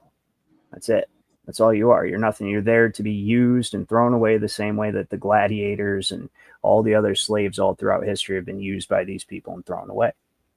That's their viewpoint. I don't even know if there are people, to be honest. You said what? The way I look at Those it in is power. I don't even know. I'm not 100% sure if there are people. There no, might be I something don't else. think people. I think they're demonic. I think that they're vessels for demonic entities. Is what I believe. That's why they keep these inbreeding going, because there's a specific genetic pattern that they're compatible with, as far as that using that body as a vessel. But the reality of this is that there is no political solution to this. Of course not. There is no political solution to this. We've tried that for hundreds of years in all different forms, and there is no political solution to this. Only mass non-compliance. That's well, it. Actually, that would be ideal, but as Jefferson so aptly put it, the tree of liberty must be refreshed from time to time with the blood of patriots and tyrants alike. Yeah, the tree of liberty must be refreshed from time to time with the blood of patriots and tyrants alike. Otherwise, it'll die. That's its water. That's the water of freedom. That's it. And if you're not willing to pour that water on the tree, then you can't expect to enjoy the fruits of it. That's just how it works. I can tell you I made my peace with it. That's why I refuse to have wife and children, because I know where my road leads. Well, and so... Wait, 1 second. Do you know the liberty? Rebel. If you read it backwards, is to rebel. Did you know that? Wait, what? The liberar, liberty, libertad, the freedom. Yeah, I mean, rebel. Backwards, read it. Well, anyway, yeah, and like my dad said, that's the exact. They do keep those genetic bloodlines, and they do not view us as anything other than chattel to be used for their entertainment and pleasure and profit, and to not have to till the ground like the original curse or whatever, but yeah, the solution is politically, like when my dad says there is no political solution here, right? All you could do, this is what I was messaging him earlier about. I was telling him, I said, they always put us in between a rock and a hard place is what they do. And the way that they do that is they engineer, again, problem, reaction, solution, the knowledge of the polarities and how to use them to engineer us, right? So they create a situation like flooding us with illegal immigrants, right? And putting us on the verge of, so you're put in this situation is either you can be destroyed now or buy some time and be destroyed later, right? That's the rock and the hard place. And they know which one you're going to pick. And they've already had everything set up for you to pick that one. That's what they knew you were going to pick that, because why would you? You're not going to pick against your own self-preservation. They're doing that again. I've actually got a bookmark I want to show you guys real quick, because, well, first I want to show you guys this. He says they think they can hide behind sock accounts, behind crypto wallets, behind burner phones and fake names. But Palantir doesn't just track identity, it tracks patterns, and patterns don't lie. You post from multiple accounts, your syntax, same timestamp, same subnet. You're not anonymous, you're connected. You took a flight paid by an NGO, Palantir mapped the grant, the booking, the phone that pinged both of your SOC and your main accounts. You're not clean, you're flagged. You thought crypto hid your payments? They traced it back 6 hops right to the cutout with ties to Langley, Mossad. They don't need your keys, just your timing, just your data. Palantir sees narrative loops, comms clusters, behavioral rhythms. It knows your everything. It doesn't just watch, it remembers. And when the mirror breaks, it shows who funded the PSYOP, who ran the accounts, and who pretended to be just asking questions. You're not off the grid, you're the data point, like Janusz said. What want the full breakdown? Blah, blah, blah. The lies, the tech and weaponization, all that, the Palantir Canon series. And then, of course, that's what AI, that is a physical representation of an AI. It couldn't even be, there's no other way to put it, so what? Can you explain again for everybody, who's listening or not? When you say the elites, like, do you really think it's like a group of people who just sit on the table, like who the F are they? Like, they're not that smart or organized, obviously. Or they are ancient bloodlines that we can trace. how do they do it? Like how do like ancient? When you say ancient bloodlines, what you mean is there's like a group of. I was in the middle of answering it when you cut me off. Do you want me to answer it or no? Because it's so basically it's the ancient bloodlines, right? That we can trace through first of all the monarchs of Europe, all the principalities of Europe and Asia and the Middle East, really, all the principalities in general. But more specifically, the families who hold the highest offices, right? Whose bloodline continues to hold the highest offices. And those are the ones you don't see, like the Orsinis, the Farneses, the Brandini, yes. I can list all of them, that will be helpful for people. Yeah, although Brandini, those people are the real old bloodlines, right? Mm-hmm. And then all of their offspring and affiliates and all that, and bastard children put in positions and stuff. And so that's what I mean by they. The ones who have been taking the same steps towards the same direction to this AI system that you can trace from the creation of the legal entity through the creation of trust and spreading of feudalism to the creation of companies and commercial colonization, right, to the creation of this country, where then it allowed the corporation to usurp the sovereignty of the people. They only made the people sovereign so the corporation could become a sovereign itself. Give me 1 minute. I will list them for people.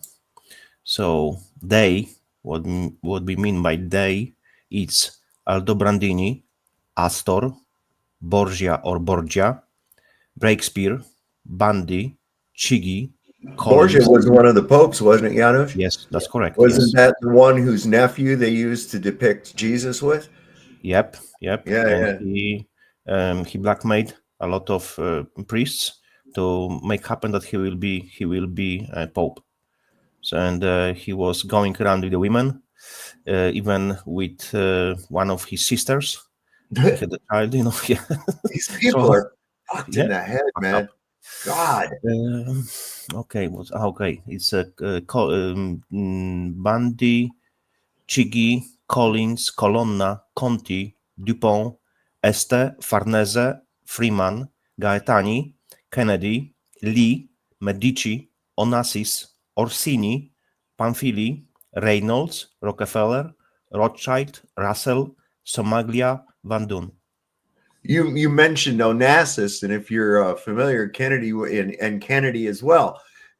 Jackie went from a Kennedy to an Onassis.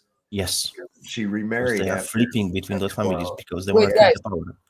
So you all think that these idiots who inbreed, they are that smart that they can coordinate all of this? No, yes. It's the entity. Well, here's the thing: they are consideration. They have so much money, they can hire people who are really very intelligent. But don't take away from the fact they are very intelligent. They are. The commercial scheme, the Rothschilds are brilliant. Don't ever take that. Or the Rockefeller, J.D. Rockefeller. I read how they're smart guys. I agree. How he built his empire, and he used express trusts to grow his wealth and to hide his wealth and to keep it. So, these guys are smart, but this to carry out such a complex and well-directed plan that has moved in the same direction steadily, step by step, methodically over the course of 1,000 years, right? That is probably something that they're interacting with, and then that ties into the whole Maxwell, Epstein, the Moloch, right? And where and why these people, why Hillary Clinton and WikiLeaks, she's like, I'm gonna sacrifice a chicken to Moloch tonight in my backyard. Do not make one connection that the Lucifer, when was created, Satan, when was created, the devil exactly, was created by God, was the most beautiful and the most intelligent after him. So all of them, they serve Lucifer. So he's their master. So all of them, they are puppets. So Satan is just all right. So Satan is just a title, same way God is just a title, right? I disagree with that. It's not exactly a title. I know that you are reading that in the books, but your books exactly put you astray. Listen, we can agree to disagree because guess what? That's spirituality, and you have your opinion, I have mine. So what I was saying is that Satan is a title. It means adversary, accuser, right? And that's what the prosecutor represents in the courtroom. But my point in saying that is that's just like an office, a position within the dual polarity trust that we exist in, right? So one represents the light, one represents the darkness. Satan is the name for the darkness. So it can be a number of, that's where the hierarchy of demons comes in and all that crazy stuff that I'm not going to get into. But that's why, because that's all part of the Satan, which is basically just the demonic forces, the interdimensional dark forces. Yes. I I agree see with it on that. a deeper level than that, because I really did dig into it. And I don't know if I can't remember if you said it or not. Do you believe in the Holy Trinity? Wait, what? I'm sorry. Do What you was that? believe in the Holy Trinity? So I give you Absolutely. Yeah. No. Okay, it's perfect. I So know now that, man. we have Holy Trinity and Unholy Trinity. Well, of course, you have a reflection. Absolutely.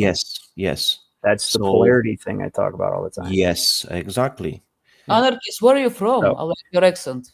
So mainly the main one is the devil, and he was split by God in three because his transgression. He was split in the Satan, Lucifer, and the Beelzebub. So Again, devil's just the title. First head of the okay, I get it. We have a bit different take. I will tell you my take on it. God the Father is God the Father, yeah, but the Satan is father of lies. Christ, who is Yahusha, is called light from light, as well known as a light bearer, and Lucifer is light bringer. It's inversion of the Christ.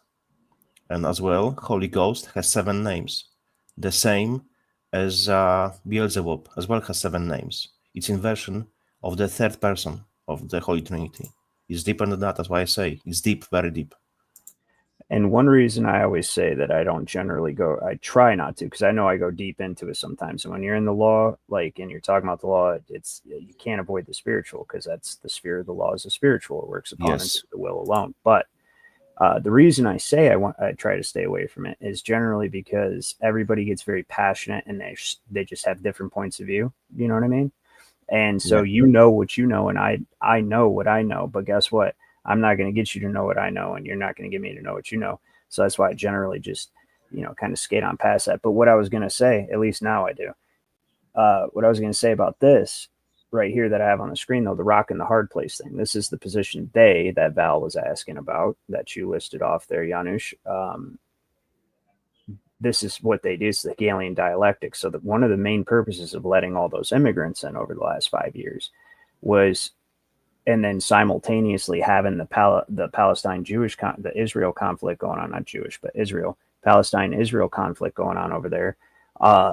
Simultaneously, those are two operations that work in tandem, where it creates an anti-Israeli sentiment over here, while we're being flooded with Islamic immigrants, right? Which causes, say, like, people who are anti-Israel, who don't necessarily know what Islam is or what its tenets are or what it's trying to do, they will vote for Islamic candidates just to spite Israel, which is, so what's happening is Israel is fan of the Israel as well. I agree with you.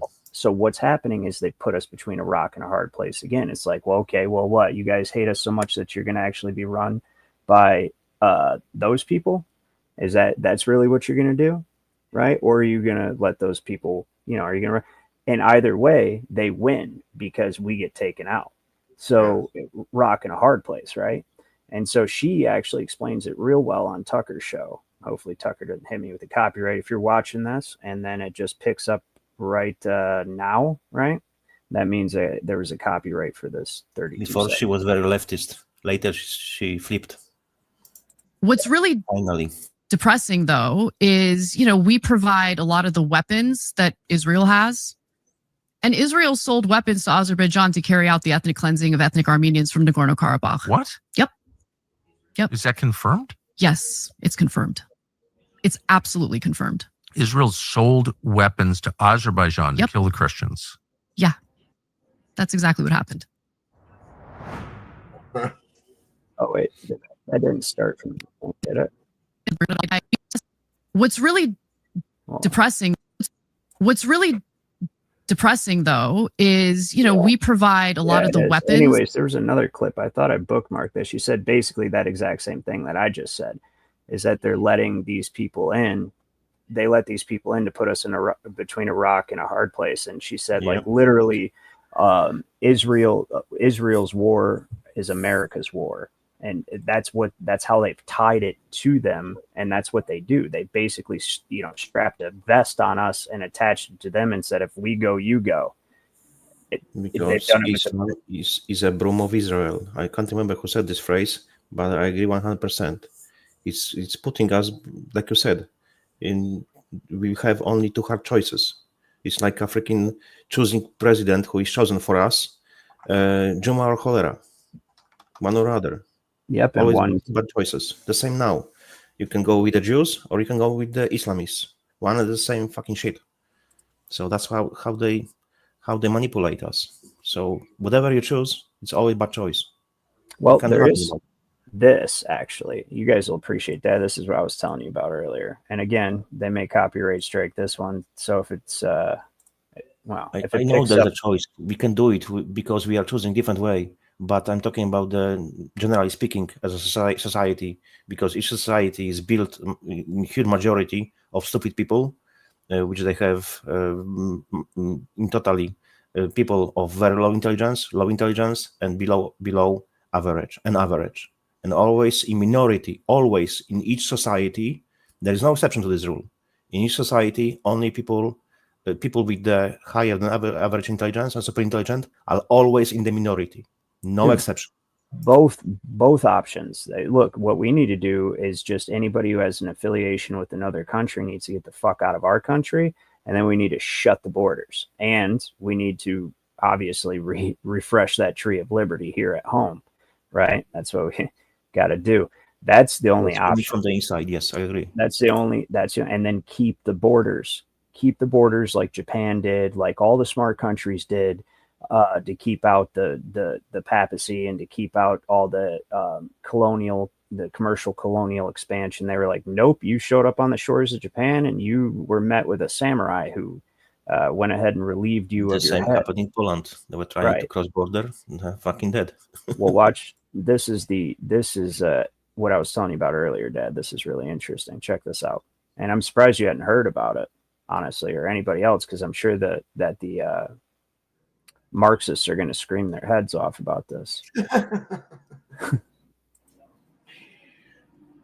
Yeah, they cry a lot. Fuck them. There ain't no sound. No sound. Oh shit, my bad. Damn. All right. Yeah. Thanks. Good call. I forgot that I was sharing the hey, I haven't done that very much lately, so you gotta give me one. I get a mulligan. Hold on. Mulligan. All right. The town open to no blacks, no Jews, no gays. High up in the Ozark Hills in the state of Arkansas, dozens of people have been working hard, building houses and a new type of community. It's called Return to the Land, and it is a town open to white people only. They are millennials and Gen Z, and this is a new update of age-old prejudice. What we've done here is... How is it prejudice? That's what I just have to stop it and say something so that's educational. So hopefully it doesn't get a copyright strike because this is. But anyways, yeah. How is this prejudice? It's just we want to all live in the same community and we only want who we want in the community. It's common law. Establish a place where we have control over who our neighbors are, and that is just for the sake of preserving, our culture. And that culture, effectively, we're saying this is a white culture, a whites only place. White American culture. But what this sounds like is bringing back segregation. Is that a fair assessment? It's free association. So having European always culture, bring racism. Having white American culture is racist. It's racist, yeah. But it's not racist to have black culture or to have Asian culture, to have any other culture, but white American culture. Of course. Like if, for example, you have domes for the black students only. It's not racist at all because it's blacks. Absolutely not. No, because you can't be racist towards them. Racist is white. Exactly. Sorry, that's what the word I know. means. I forgot. I'm sorry, guys. Jeez, got me some slack. Right. So we're not trying to keep other people down. This is a small settlement in the middle of the Ozarks. But they are being kept out, even if... Well, I mean, you don't let everyone into your home. Around 40 people live. That was hundreds so more. reasonable. He's absolutely right. It was so reasonable. He's like, they're being kept out. Yeah, the same way you keep random people from coming into your home. Yeah, they for sure are. What are you talking about? Right? We're not keeping them out. Like, we're going to let whoever we want in here based on whatever we want because this is our land and this is our community. And yeah, you don't let anybody into your house. Obviously, it's perfectly reasonable. Nothing wrong with it. Listen how this asshole tries to spin it because it's NBC. Or it wouldn't even matter who it is, any mainstream media. From across the world have paid to be members. And while the men do the physical labor, the women take care of the children who live here full time. It could be a very loving community if you're part of the community, but if you're black, or if you're Jewish, or if you're gay, you can't be part of that community. They can have their own communities, and they already do. You might be wondering how any of this can be legal. Did you hear what she said? They can have their own communities, and they already do. Yeah, that's correct. They for sure do. They got their own bars. They got their own everythings, right? So, Return to the Land is structured as a private members association, which they believe allows them to discriminate on the basis of ethnicity, along with other factors. That has yet to be tested in the courts and may well fail. but don't list the other factors, just the ethnicity, not like criminal record or are you from this country or any of those factors, just ethnicity. That's it. The Arkansas Attorney General has said his office is now reviewing the matter as a result of our reporting, and that there is no room for racial discrimination in Arkansas or anywhere in a free society. Yeah, what y'all think of that? I think, what the hell, why not? If what you're doing is not a good idea, it won't flourish. Okay. This is just like if I think a restaurant should be free to say, I don't want whoever in here. I know whatever, no blacks, for instance. Now, I'm not advocating that that's a good thing, but the guy's, it's his own restaurant. He should be able to set whatever policies he wants to, right? Now, if that's not a popular thing, people will go, I'm not going to go to that place. That guy's a racist or whatever else. He's going to suffer the consequences and the rewards of his decision. Dave, you should ultimately his choice. It's ultimately his choice, you see? And if it, especially like in this situation where you're not occupying an area that's already been established, you're building a brand new community by the specifications that you want to have. And you therefore have every right to make whatever rules you wish as far as that comes to, regardless of who likes it and who doesn't.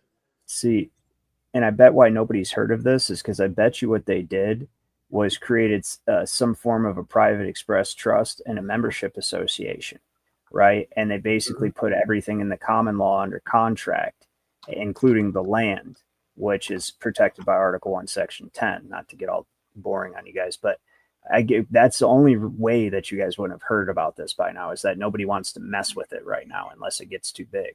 I bet you that's what happened, which is, well, sorry if I'm putting this a little bit of a spotlight on it, but hey, nobody really watches this channel right now anyway, so who cares? But wait, Dave, you should always say, instead of blacks, no Brenda. Or you could do that too. You could do that too. That's by all means, that is your right. Your favorite hero. It's yours, right? You've got an automobile, I assume, and aren't you free to decide who is allowed to ride in that automobile and who isn't? Of course you are. And you can use whatever criteria that you wish. It's about the only freedom you have regarding it, by the way. Yeah, but you see what I'm saying? You see what I'm saying? That is your decision. Okay, that's just all there is to it. Well, yeah, it's their land. That's it, and that's the whole point of having your actual lawful right to property, because he can tell anybody to fuck off. This is my land. We're in the private right here. We're not out in public. You say, oh, okay, so you think we're being racist, or we're using discrimination, and that's against your statutes and code and stuff, right? Well, let me tell you something. Statute and code doesn't extend into this private. That's public policy for public, not into this private right here. This is a private area, and you can't enforce that here. So, and I'm telling you, that's what he's doing. Exactly what you're saying, Dad. Fuck off. Pretty much it, right? Yeah. That's what it boils down to. But oh yeah, how about this one here? What? Go ahead. I was going to add, and this does go on all over. I mean, just if you get a good sized cross and put a New Testament under your arm and walk into a synagogue in the middle of mass or their mass and start singing "Jesus Loves Me," see how well that goes over.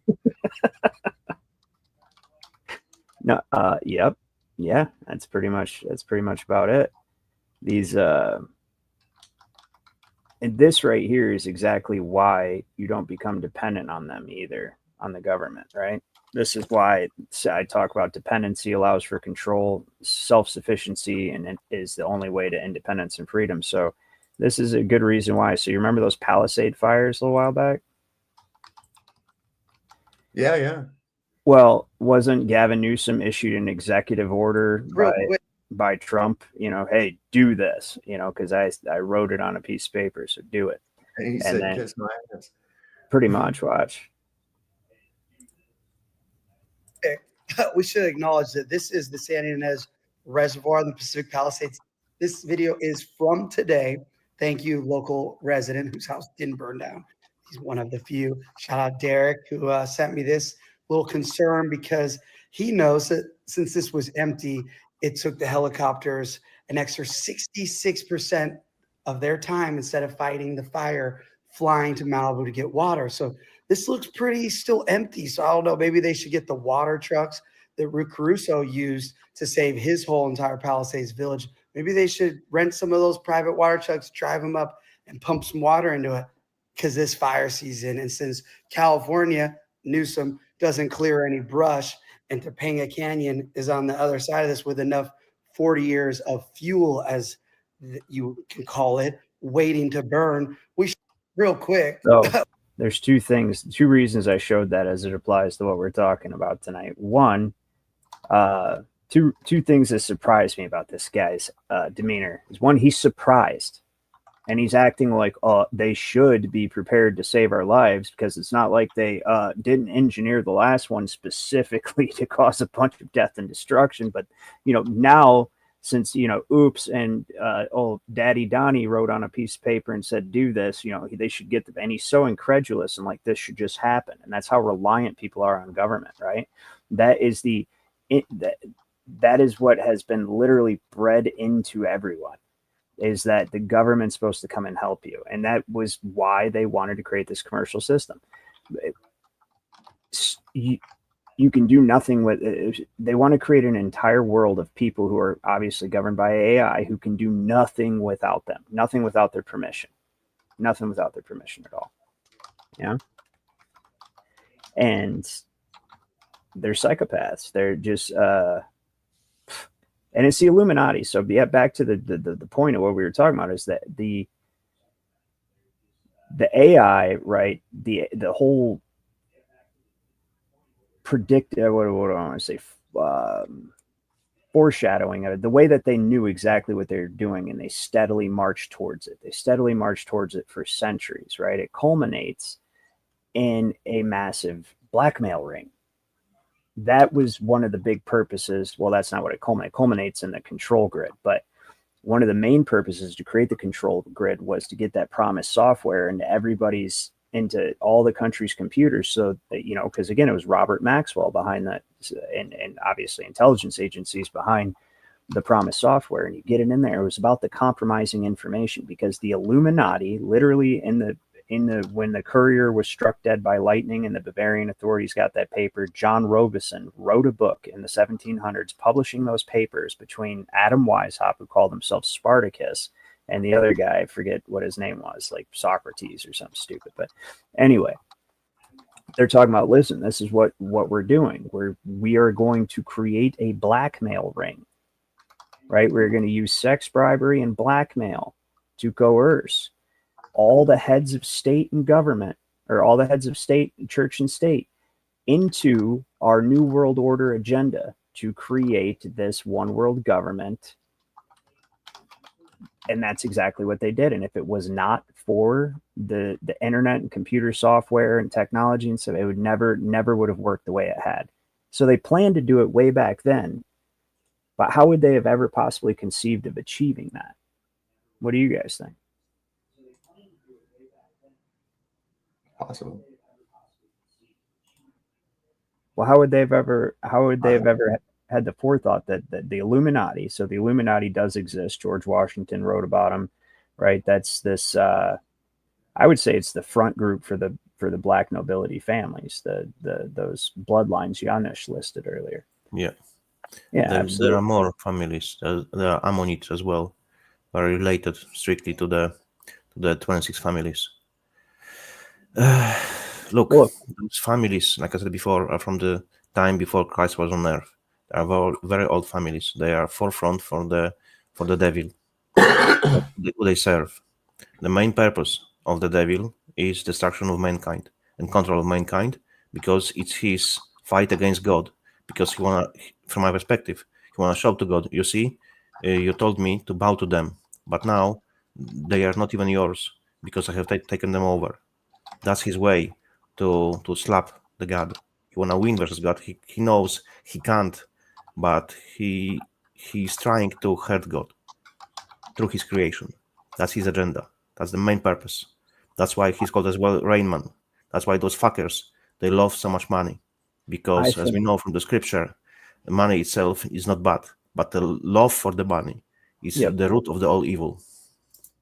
Well, I think that the actual intention is to usurp the authority of God, as we said earlier. And it's the same reason for the same reason for the heliocentric lie, and the same reason for say like the whole Theory of evolution, Big Bang. Yeah. Anarchist, are you from Israel? Say it again. What about Israel? What's your accent from? I wonder. Mine? Yes. I am from Poland. Oh, okay. That's why I'm like, where are you from? We have a very similar accents. Yeah. Привет. Yeah. I don't know Russian. Only few words. Sorry about that. You'll soon know. We are coming. Russians are so mean. We're coming. Yeah, I know. I mean, who knows?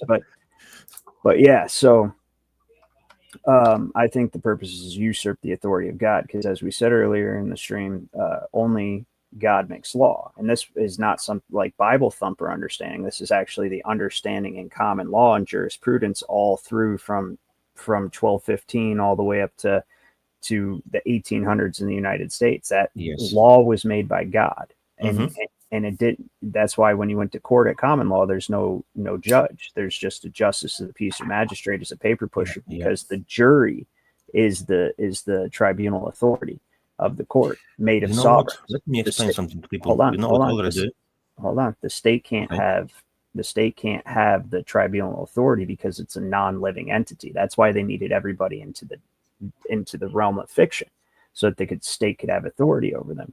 So.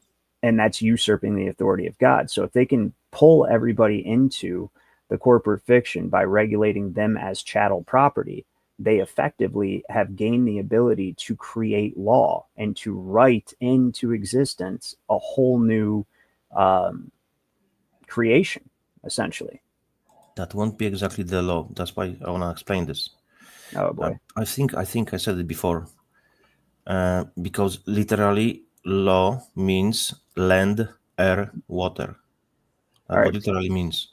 No, listen, no. When you see just the word law, yes, it's a cute acronym, and yes, it can apply for that. That's fine. Those are the three essential elements of the jurisdictions. Yes, for sure. You've got the common law, you've got the ecclesiastical law of inheritance, and then you have the obviously maritime law of water. But that's not law. When you see just the word law written, in like the Constitution, for instance, or when Blackstone's writing the word law, he's talking about common law. Yes. And the common law has nothing to do with anything other than do not violate someone's free will, because that is essentially God's law. It's a universal law of nature. Nature's God. No harm. Yeah, the main rule, yes. Yeah, no harm. So that's what common law is. That's it. Hey, that's law. And what is the fourth element? It's fire. Okay, man can't create the land, the air, or the water, but man can create fire. So man has a hand in that. You take the F for fire and put it in front of law, it becomes flawed. Huh. That's pretty clever. It's kind of interesting. You know what law is? If you read it backwards, it's wall. In Russian, it's kon. Okay, kon is the true law. That's the, you live by the kon, we call it. Huh? That's the in English, the con is the bad word. It's the criminal. In Russian, it's the other way. Once you surpass the con, basically it's the circle, the community circle, common, community, common law. So you live in this community, in the wall, surrounded. And if you are a bad person, you commit a crime, they would kick you out of that wall. And you have to go beyond the kon. So in Russian, the zakon is what they translate as law, but in fact it's the opposite. But, well, it's the true, the wall opposite. We have no idea what you're talking about, Val. Okay, yeah. I mean, no, I don't think we will be able to understand what you're talking about right now. That might take will. A little bit more in depth. Like, yeah, I see. You just okay. Keep talking. But stupid over here. He says, "What good are those guns doing us? You can't even defend yourself. You'll get in trouble. Those guns are useless." Well, in the hands of cowards, yeah. But here's the thing about us just having those guns. The same reason. What did Dad? What did Emperor Hirohito say about invading mainland United States during World War II? That was the Admiral Yamamoto. Oh yeah, Admiral. Yes, Admiral Yamamoto. Blade of grass there would be a rifle behind every blade of grass. That's right, and it's not that he knew that everyone would fight for sure. It's just that if we did, he would definitely lose. Now back then, people had a lot more balls than they do today.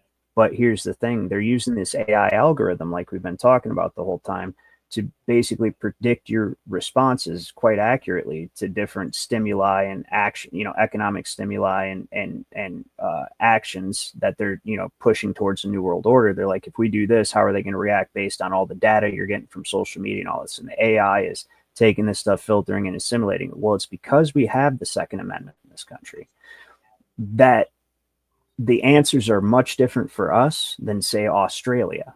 That's the same reason we didn't have drones with facial recognition trying to see if we were outside of our quarantine zone. Mm-hmm. Okay. And then if they were, they sent a freaking SWAT team and helicopters after these people like they were mass murderers. This is a fact. It's on film. This is crazy, right? And all those people had to get a government app and check in whenever they were notified by the app. Hey, check in and ping your location so we can make sure you're quarantined. None of that happened here because of the Second Amendment. That's why, right? They can only push it so far. And so what they're trying to figure out how to do is either create a mass, unaliving situation, or how to trick people into being compliant, or, I think maybe that's what the whole Epstein thing was about, to see if MAGA people would gaslight themselves and they're not giving a shit about that. That's what, they're like, oh, let's see if Trump just says, shut up about that whole thing. What are you talking about? Why is everybody talking about this Epstein guy? I mean, what is he's been dead, dude. Why are you still talking about a dead guy? Well, because... Hey, look over here. We're deporting people. Hey, look over here what we did. Oh, it's Obama and crooked Hillary. Now we're back to lock her up. Get the fuck out of here, you Same was the situation with the Bill Gates when they were asking him, do you regret coming to his island, meeting him? And I was like, yeah, he was doing bad things, and the thing is that he's dead now. So you have to look and check what you're doing. Kennedy's been dead. Oswald's been dead for a long time. People still asking about that shit. What's up? Yeah, You son know? of Venus. Yeah, they arrested him for the free speech. Right. And look, there again, even that leads right back into the whole AI control grid they're even using to gauge your response to that situation, because they don't want, those people can't actually get, I would be shocked if Ghislaine Maxwell's actually sitting in any prison. They just brought her off whatever beach in Tahiti she was at, right, to come pretend to be a prisoner and give a deposition, right? And then they're going to fly her right back out. Her any longer, because now there is no list. So it means she can't be any longer in a prison. Well, but do you know how long she never was? I'm telling you, Diddy was never in a prison. They were never in a prison. You listen.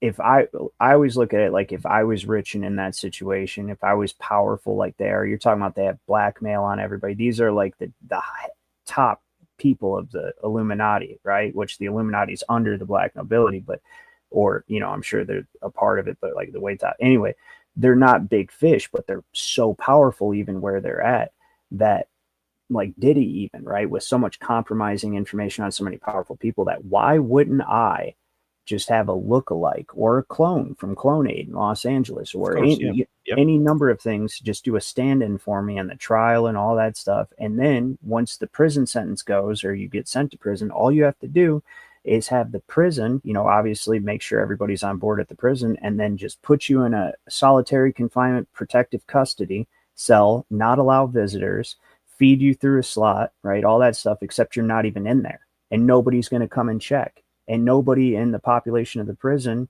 they all think you're in there, but nobody can see you, and nobody can interact with you.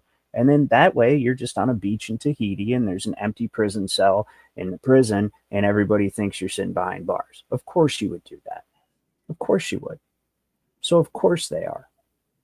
I'm convinced of it. There's no way that they're sitting, that she's sitting in prison, or Diddy. Neither one of them. And this whole thing, yeah, go on. It's brought out as a disclosure. It's brought out as a distraction, a disclosure. You know what I mean? Basically, revelation of the method, and also used to feed this new Palantir data collection program. They're trying to see what they can get away with. Is honestly what I think they're doing. Good. You remember a situation when Russia hit the Mossad building with the rocket? The hypersonic. How long ago? Half a year ago, maybe. So then really. I was predicting that, because Jews do not trust anyone. So what happened was that they destroyed, I think, big bunch of the blackmail documents, videos, and so on. And then you could clearly see the next few days, other countries which they previously were speaking in a favor of Israel, they start flipping on Israel. Because my assumption is they had no more documents, some of documents, to blackmail the politicians in other countries. Multiple European countries flipped on Israel. That was exactly straight after this attack.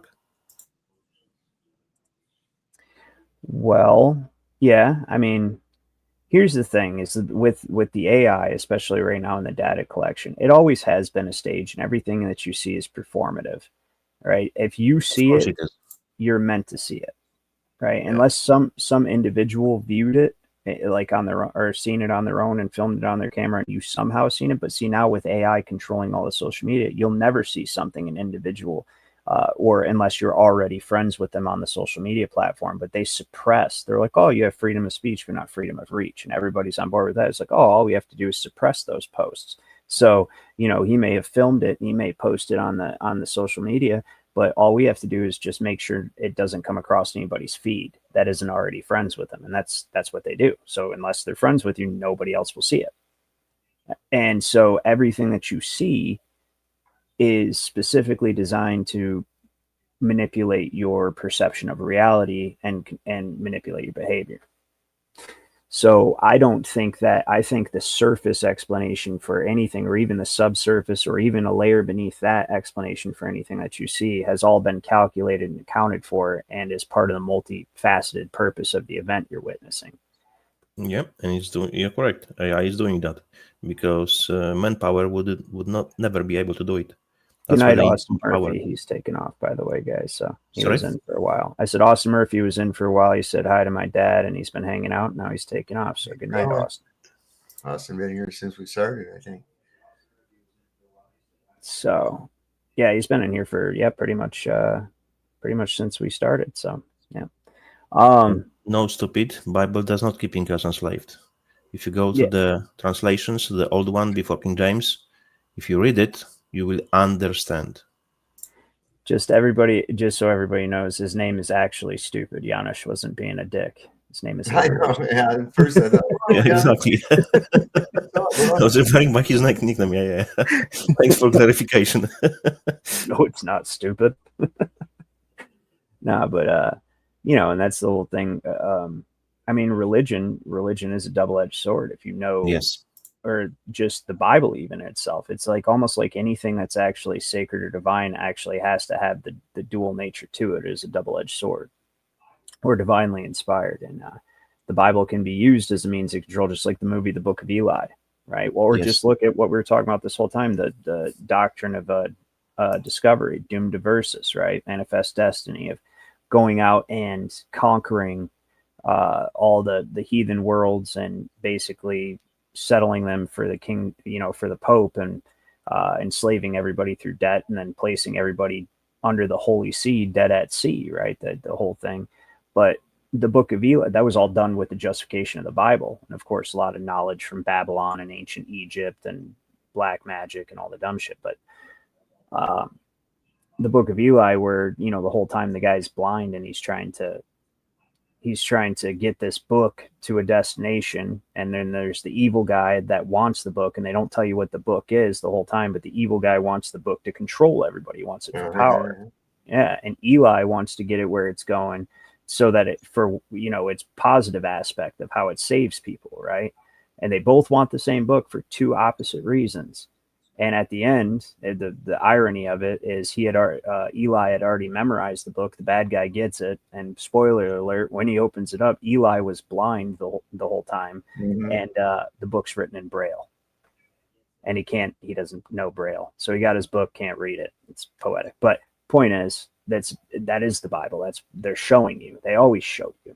They're like it can be used for control and enslavement, or it can be used for the ultimate freedom. Which one are you going to use it for? And that's I just posted for you a link to the Nathan Reynolds interview. He's providing inside knowledge because he was in the occult, and he was making sacrifices and so on. So he knows everything from the inside out. Really watch it. I think it's around 3 hours. But it's great knowledge. He was part of doing the rituals or whatever, or was he off? Yes. Okay, because I've seen one where the guy was He's in the bloodlines. Whoa, no, I don't want to do that. I'm gonna save it. I want to. No. Just don't watch it now because it's 3 hours. So it's too long. No, I'm not. I'm just copying and opening in my browser so I can bookmark it. That's all. Probably be pretty interesting. That stuff's pretty dark, and that goes back to another thing about the list. Oh, hey, that got removed. that video you just sent me. No, you have to copy the whole link because you have to copy it and paste it. I literally just copied and pasted it. But guys, you want me to do it again? Watch this. I'll show you. You have to copy and paste all of it with the dot tree. Oh, okay. I see what you're talking about. That's my dumbass fault. Yeah. Okay, my bad. All right. Yeah, I'll do that then. But the other thing with the Epstein list is what the Epstein list will reveal to the average person. It's sort of like the mutually assured destruction of all the warring, because those people at the top, those families, the ones that own the oligarchs, the ones that own all the corporations, that own all the resources at this point, control everything, they still fight with each other. They do fight with each other for the top spot. Of course, it's fighting. They work together, but they fight with each other, right? Well, this list is mutually assured destruction for them, but it's also mutually assured destruction for all societies, I personally think, because the stock market will literally crash right away, in my opinion.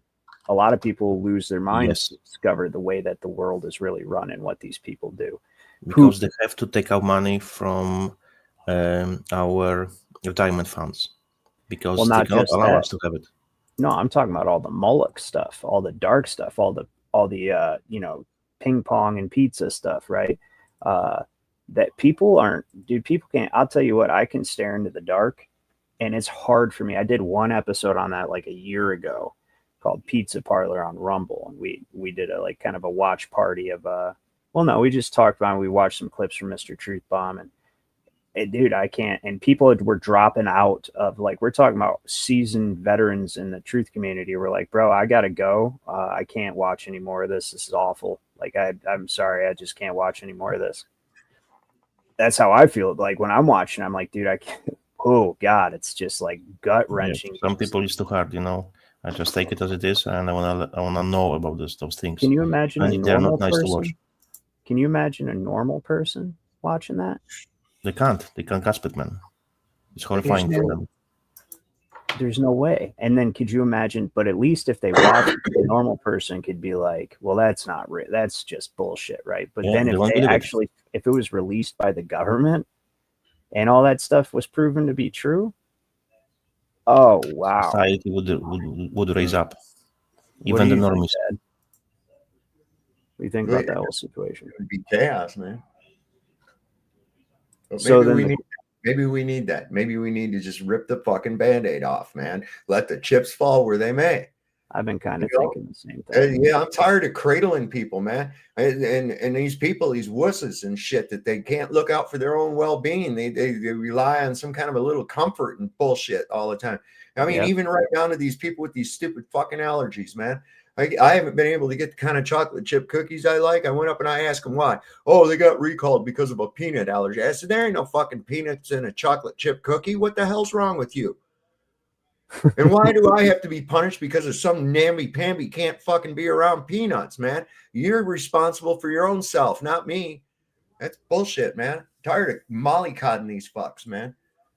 Well, it's true. Yeah, you're absolutely right. And that there again is the whole crux of their ability to control you, is that dependency. They've engineered these people to be the way that you despise right now. But then again, maybe they've always been that way. Maybe that's been the whole purpose of these people that create societies and interconnected bands of commercial dependency, so that they can make sure that the people are always dependent on the state. All the way back to ancient Rome, because there was an ancient, well, Rome still exists, but it's ancient. So there's nothing new under the sun. They keep doing the same shit over and over again. All right. Maybe that's just, maybe all of us that are watching this channel, it might be part of those like bastards of those bloodlines. You know, you never know, right?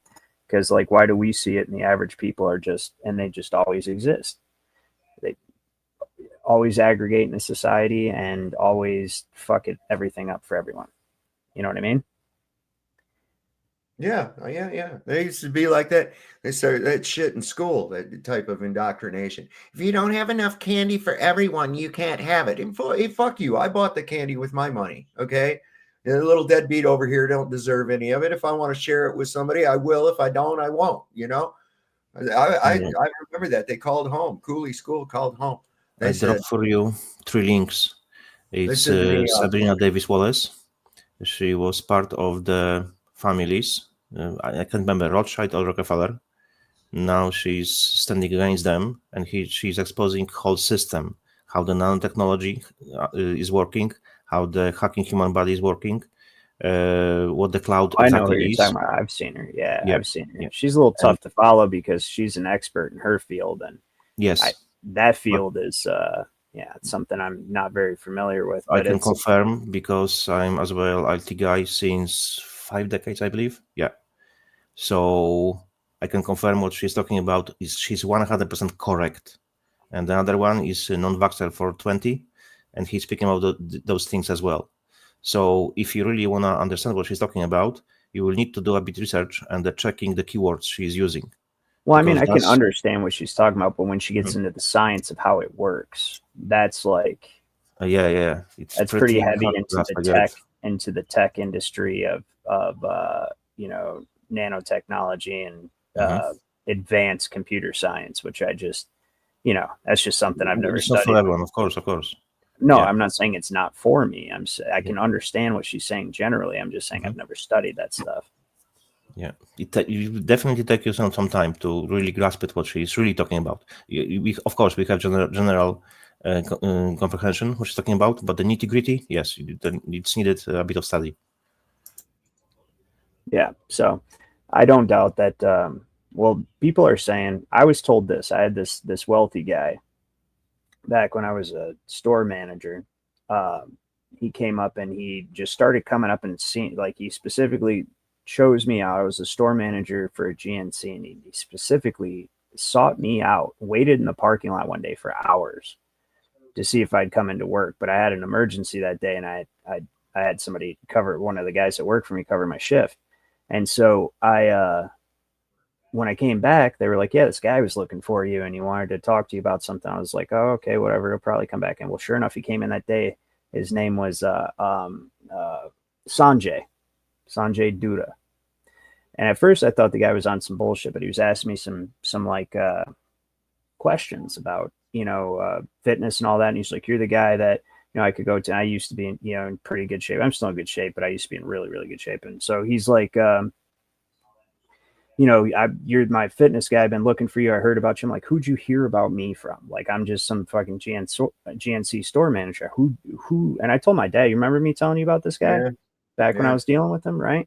Yeah. Well, it turns out this guy is a multi-millionaire, right? And he started like hanging out with me and my wife and taking us out to dinner and stuff and just like kind of getting acquainted with us. And it was just a weird, unsettling situation, but he never really. That was that Indian guy, wasn't he? An Indian guy or something? Sanjay. Yeah, that's Sanjay. Yeah. Sanjay. So like his cousin owns the largest pharmaceutical company in India. He's met George Bush, or he's like personal friends with George Bush's medical advisor, and like he's got these connections. And like at first I didn't believe him, but then I went to his house one time to pick up a weight set, like a workout machine, right? And he lived in a giant mansion in Clarkston. And I know maybe most of you probably don't know how wealthy Clarkston is, but to have a mansion in Clarkston, what are you looking at there, Dad? I was just looking over here at this. I'm looking at. No, I'm saying for a mansion in Clarkston, how much would you spend? Oh shit, I don't know. Back when I ain't been there in so fucking long. I'd say probably starting at maybe 10 mil. Yeah, easily. Clarkston's prime. Yeah. Clarkston is wealthy, and that's where his mansion was. So I go there. Anyway, I give you this backstory. He never did really. I just kind of stopped dealing with him because I didn't trust him. I didn't feel right with the situation. I don't care how much money you got. You know what I mean? That shit doesn't, I think that's what he thought it would wow me or whatever, but I did not give a fuck. And I was like, this is weird. There's no reason a guy like you should randomly just come down out of nowhere and find a guy like me. He was probing you because they really targeted you. They figured out they have knowledge, and the later agenda would be to flip you on their end. So he was probing you, how showing the money and the wealth would affect you. So that was exactly the test. And he kept telling me I needed to get like he was like, I want to give you this really good job, but I can't have you work for me unless you go get the the jab. And I'm like, dude, what good is money to me if I'm dead? And he's like, oh, that's just a conspiracy. That's not a thing. I said, dude, I'm telling you, I know that is what's happening. And I said, I'm not doing that. You watch, you mark my words, and I'd already seen a bunch of people come in with problems and stuff. And I was like, and I just knew already. I knew what it was when it started, like you guys all did, right? Yeah. And he kept telling me, he was like, you have to. And he even got so snarky with me one time when I told him I went, and he was like, that's okay. I'll take care of your wife and daughter when you die. I said, dude, watch your mouth. Don't talk to me like that. And that's like when we started, you know what I mean? We're like, what the fuck was that? Don't talk to me. That's not funny, dude. I got into his shit, like even way worse. I mean, you guys have seen me lose my temper. So anyway, long story short, we stopped hanging out. But the reason I bring all this up is to say, this guy told me that he has firsthand knowledge. He's done contracts with DARPA, all that stuff, right? He told me he has firsthand knowledge, and you don't have to believe me, I'm just some guy on the internet, that within 10 years, and this was about 2 years ago, he said cell phones will be obsolete and you will be your cell phone. And not only that, but you will be able to run 3 GNCs from your house. He told me that. I don't need to believe it. I know it. Yeah, they're pushing for it now. Like I said, RFK is pushing to have those wearables. Palantir's going in full strike. The 5G network was put in. I said when they put that in, that's for a surveillance grid. That's exactly what it's going to be. What it already is to a point now, but everything on camera, you can't go anywhere where you're not on camera, being recorded, being tracked, nothing. I mean, what was it the other day? I was with Mike, and we had to go down and fix the repair something, part of the door on the bathroom down here at the park. And we were coming back from that, and he saw somebody walking up through the park there that he knew, and we stopped, and I'm sitting in the truck. I'd never met the guy before. He was walking his dog, and I reached down out the truck and was petting the dog, and they talked for a little bit. I'd never met this guy before in my life. Got home after I got off work, picked up my phone, opened up Facebook, looked, and it says those friend recommendations. There was that dude right there, because our phones were in proximity of one another. Yep. So your phone mainly at this point is gateway. That's why you could see previously that the people were dying by using their phone. Strange light, people start shaking, convulsion, dead. Then, are you correct? I think it will be around 10 years. The phone will be in you, so it will be the gateway. For now, your smartphone is your freaking gateway. So, what exactly smart means? Smart, secret, militarized armaments in residential technology. Yep, it's all about fucking smart. Right. I never had smartphone, never will. When they release it, I fucking straight away knew it. That will be well, you can't have a pager. The damn Israel will blow it up on you. Yeah, yeah. Hey, I told you guys I really do hate to get us. I don't hate it, but I don't like to do it on here. But I have to for a second, right? And I have to go to Revelations, Mark of the Beast, because we're talking about 6G. Yep, Brad and Tasha just brought that up and stuff, right? I think that what that mark is the legal entity identification, the straw man. I do. Because it take the mark of the number of the name or the number of his name, right? And the number of his name is the number of a man, 666. Mm-hmm. Right. That's the social security number. That's possible. Okay. But I no, and so perspective. I tell you later. I'm going to finish. Hold on, but that's the underwriting investment trust to the whole security scheme. That's what they're trying to create an attachment to, in order to derive value from your future sweat equity, in order to generate commercial paper. Okay. And the government is the beast. And that number, that trust account is its mark. But you don't take into consideration one line in in scripture. This number has to be counted. Usually people forget about this line. It's very important. It's crucial. Because usually people only pick up the first line, not the second line, which is this number is not the number of the man, and this number has to be counted. That's what's very important. So how you count 666? If you want, I can explain it to you from my perspective. What is your interpretation? Because I think I know. Mm-hmm. Okay. Well, look, I have my own idea. It's probably not even close to yours, but go ahead. All right. Because I was praying to the Holy Ghost to give me revelation, and I was sleeping maybe 2 hours. And I had a dream. Usually, and I check it. You cannot get a dream, so it means you should get to the deep REM sleep. I didn't have time to get there, but I had a dream. And in the dream, voice told me, look into the numbers. And I really did. It's a bit longer talk, okay. So our body, our double helix is built from the adenine, cytosine, guanine, and thymine. And we have double helix. Each helix is built from the 70,000 enzymes, roughly. And Bible says that 144,000 people will be saved. So even if I would say I believe in the 8 billion people, I don't, even if it's 1 billion. So comparing 144,000 to 1 billion is a very low number. But now, if you take into consideration that your helix has 72,000 and second helix 72,000, that's exactly 144,000, right? Now, if you introduce third helix, I know what you're getting to. Yeah. Mm-hmm. Okay. Right. Yeah, I get what you're getting to. Third helix is 216,000. right? That's why there were in the patents, Moderna, J&J, Pfizer, even Sputnik, the Russian one, they say in their own patents, because they are obliged by the legal system, legality, they have to provide proper data in the matter of patents. Yes. So it's 216,000 triple helix. Yes. Can I guess? Mm-hmm. Do you mind? Okay. You're getting to the jibbity jab, right? Yes. Yeah. But that's the only precursor. So. Yes, I agree with you. It's what I think it is before you even go on. So see if it's the same thing. Is I think because like we're talking about the Internet of Bodies and how the guy told me that, we'll be the phone 10 years or whatever, right? Mm-hmm. Well, there's something that's going to integrate with your body, with the man, right?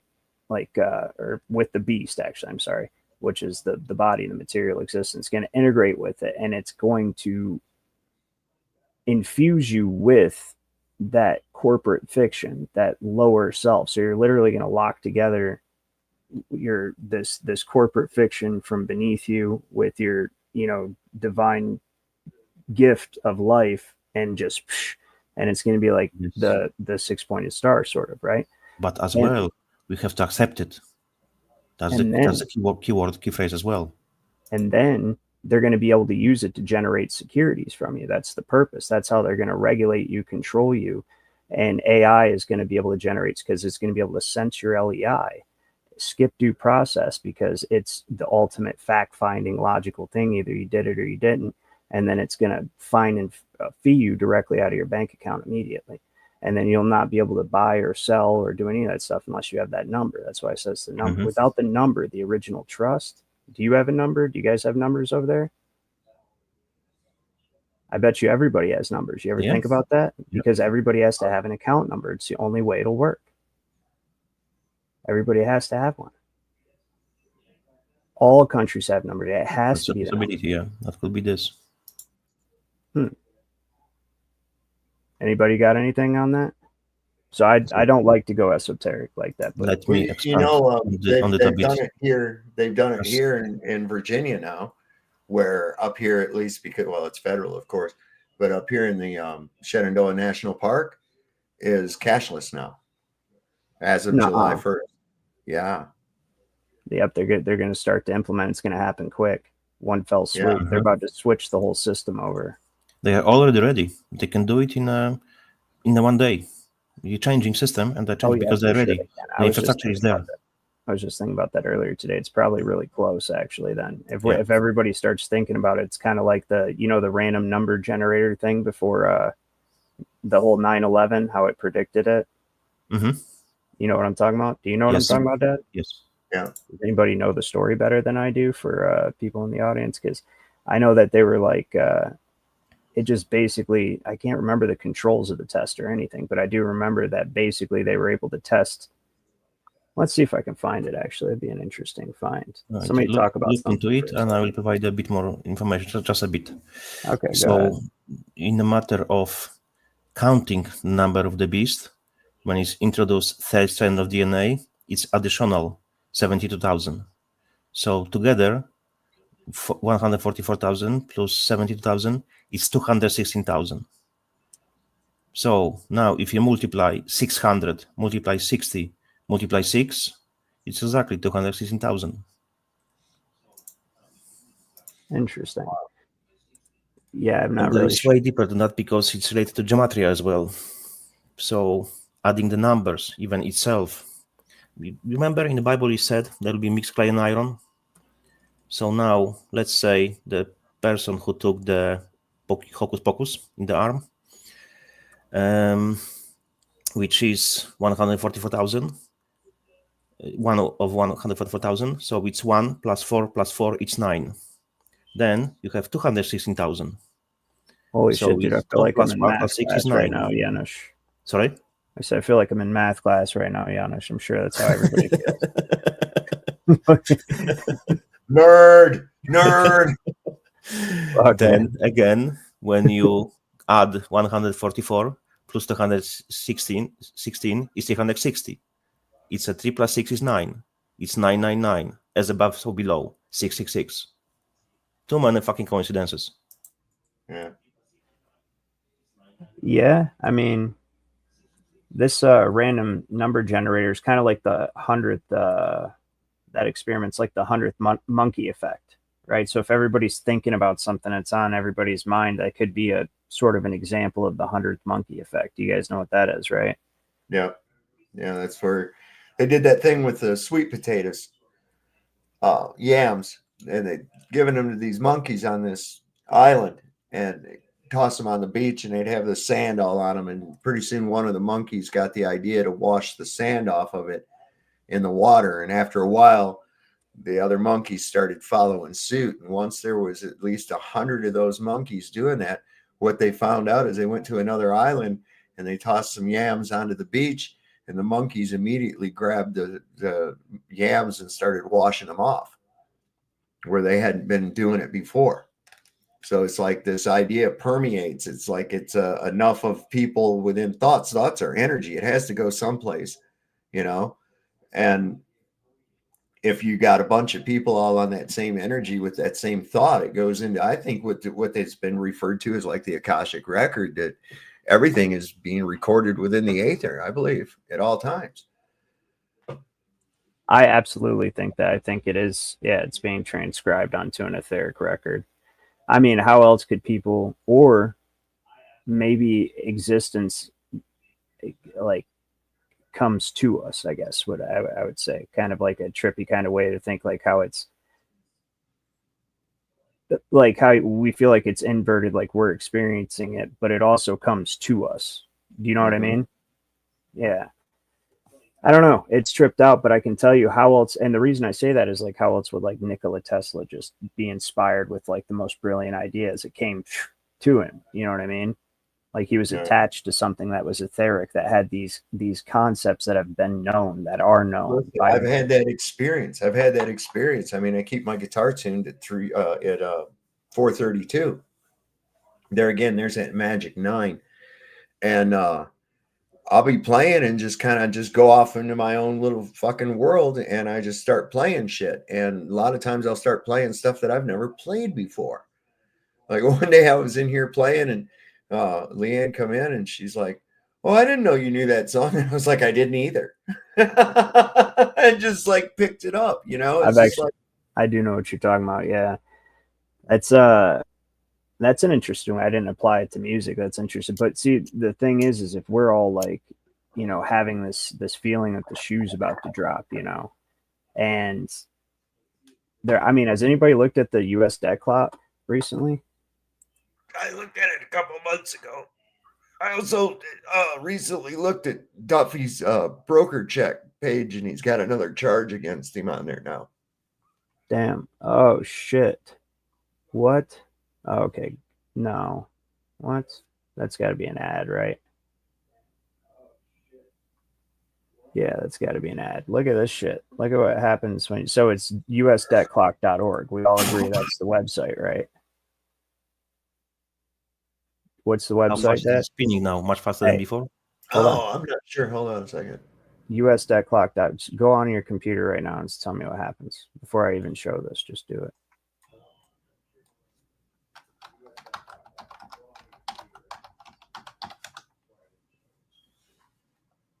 They're trying. It's a psyop. This has to be a psyop. This is a psyop. The Fed under construction, out of time. What the fuck? That has to be a psyop. All right, I'll show it. Look at this.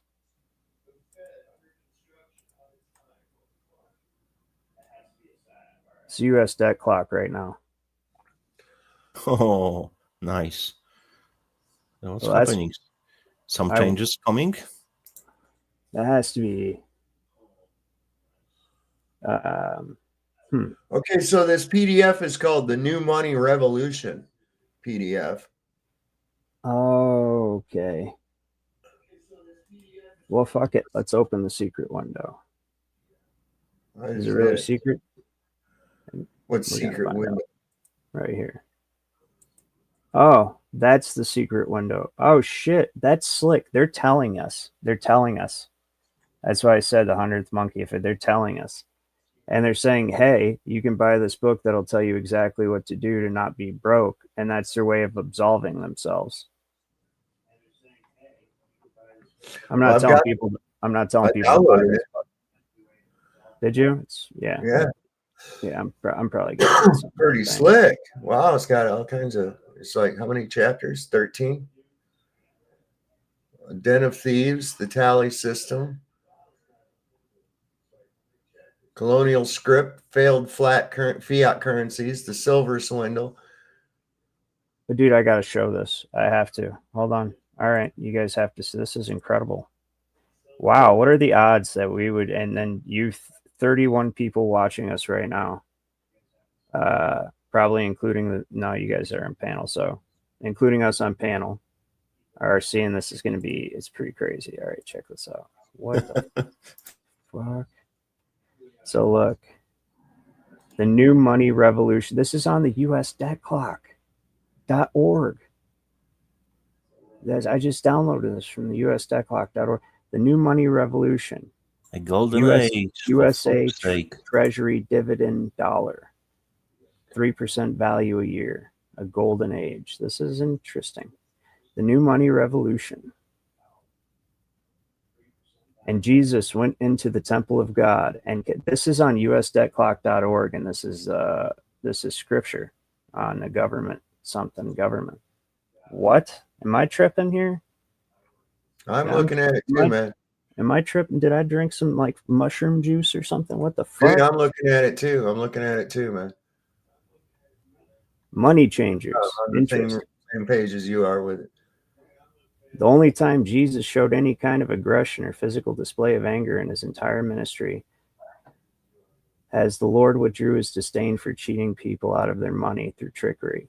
No. Fucking A right, dude. This is fucking cool, I guess. Maybe. I don't know. I know. I'm not a very trusting soul.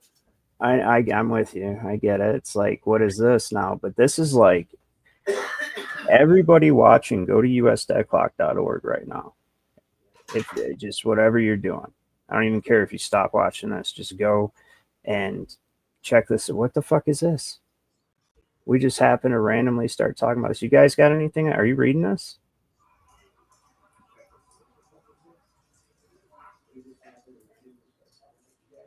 Well, it is an organization, but historically it's been referenced by like every mainstream financial advice show or any. So the whole point is either way, whether it was private or public, it has been used by the mainstream, and it's right now as scripture. So it's interesting. I don't know what to make of it. That's what I'm trying to put together. If anybody's got any ideas, please feel free to contribute to the conversation, because this is tripping me out. Encrypted ledger. Okay, it's hard to believe. Okay, interest-free tokenized assets. It's hard to believe in our technological age, but there was once a time in England that for 600 years before the banks, money was counted on tally sticks. Yep. I didn't know that. Perfect forgery-proof sticks of wood that were split lengthwise for two parties to keep track of financial transactions, mostly taxes, lost to history. Can the tally stick era return? That's kind of a weird. That's going way back, though. That's actually true. Technology to create a system that can function as a debt and interest-free money ledger, forever freeing humanity from the fractional reserve. It's got to be a trick, dude. Who's actually behind this website in the first place? Let's look it up. Yeah, let's look it up. I'm with you on that. Let's see. Can I change this? Nope, I got to share the window. Yeah, let's find. I'm curious now as well. So let's look up who is behind this, shall we? All right. Who controls U.S. Oops. I'll do it separate letters. It won't matter. Debt. This one. Fed, I would say. Whatever. All right, let's see. Okay. As long as there's the Durst organization. Sure, let's see what Wikipedia asked. Oh, that was the picture. Damn it. My bad, guys. We'll just close that one. Anyway, let's see what. Okay, this is like an educational, but that's also from their website. So, all right, Wikipedia, let's check it out. Is a billboard-sized running total display that shows the United States gross national debt and each American's family share of the debt. As of 2017, it is installed on the western side of the Bank of America Tower. Well, there you go. I'd say that's pretty official. What do you guys think? So if the Bank of America puts it up there, hell yeah, on their tower. But I mean, is that who is like somebody has to own that or something? Well, right. So I seen us. What was this right here? It was a picture. It says something about the Durst organization. So all right, let's click this. See what it says. Wow, I was already there. I was kind of dumb, huh? All right. So we were reading. It's western side of Bank of America Tower, west of 6th Avenue, between 42nd and 43rd Streets in Manhattan. It was the first debt clock installed anywhere. Clock's first incarnation, blah, blah, blah, right? In 2008, the U.S. national debt exceeded 10 trillion, one more digit than the clock could display. The lit dollar sign in the clock's leftmost digit position was later changed to the one digit to represent the 10 trillionth place. In 2017, the clock was moved to the Bank of America. There's got to be a reason for this thing, man. This is like ceremonious or something for them, or it's a trick. Or why would bankers put this thing up there? Whoever owns it, bankers are putting it up there. So it's weird. They're one of the Bank of America is one of the major shareholders in the Federal Reserve Bank too. Yep, that's why it's Bank of America. It's literally Bank of America. Revelation of the method. Put it in your face, and if you are tacit, or all right, so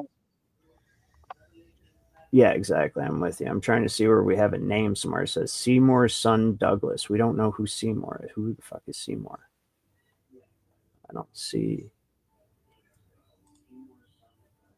We're a family business, Douglas said in 2006. The clock was a nonpartisan effort to think about intergenerational equity. We're a family business. We think generationally, and we don't want to see the next generation crippled by this burden. That's actually kind of lines up with what we're watching. So they're seeing. So, but is it?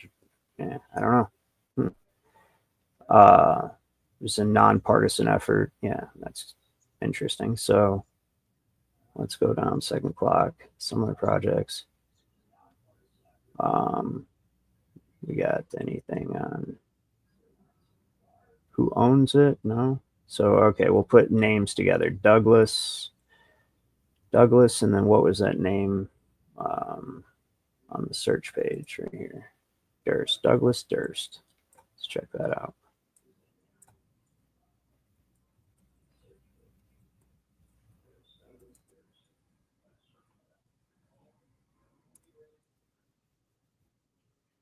Oh, he popped right up, didn't he? Yeah, man.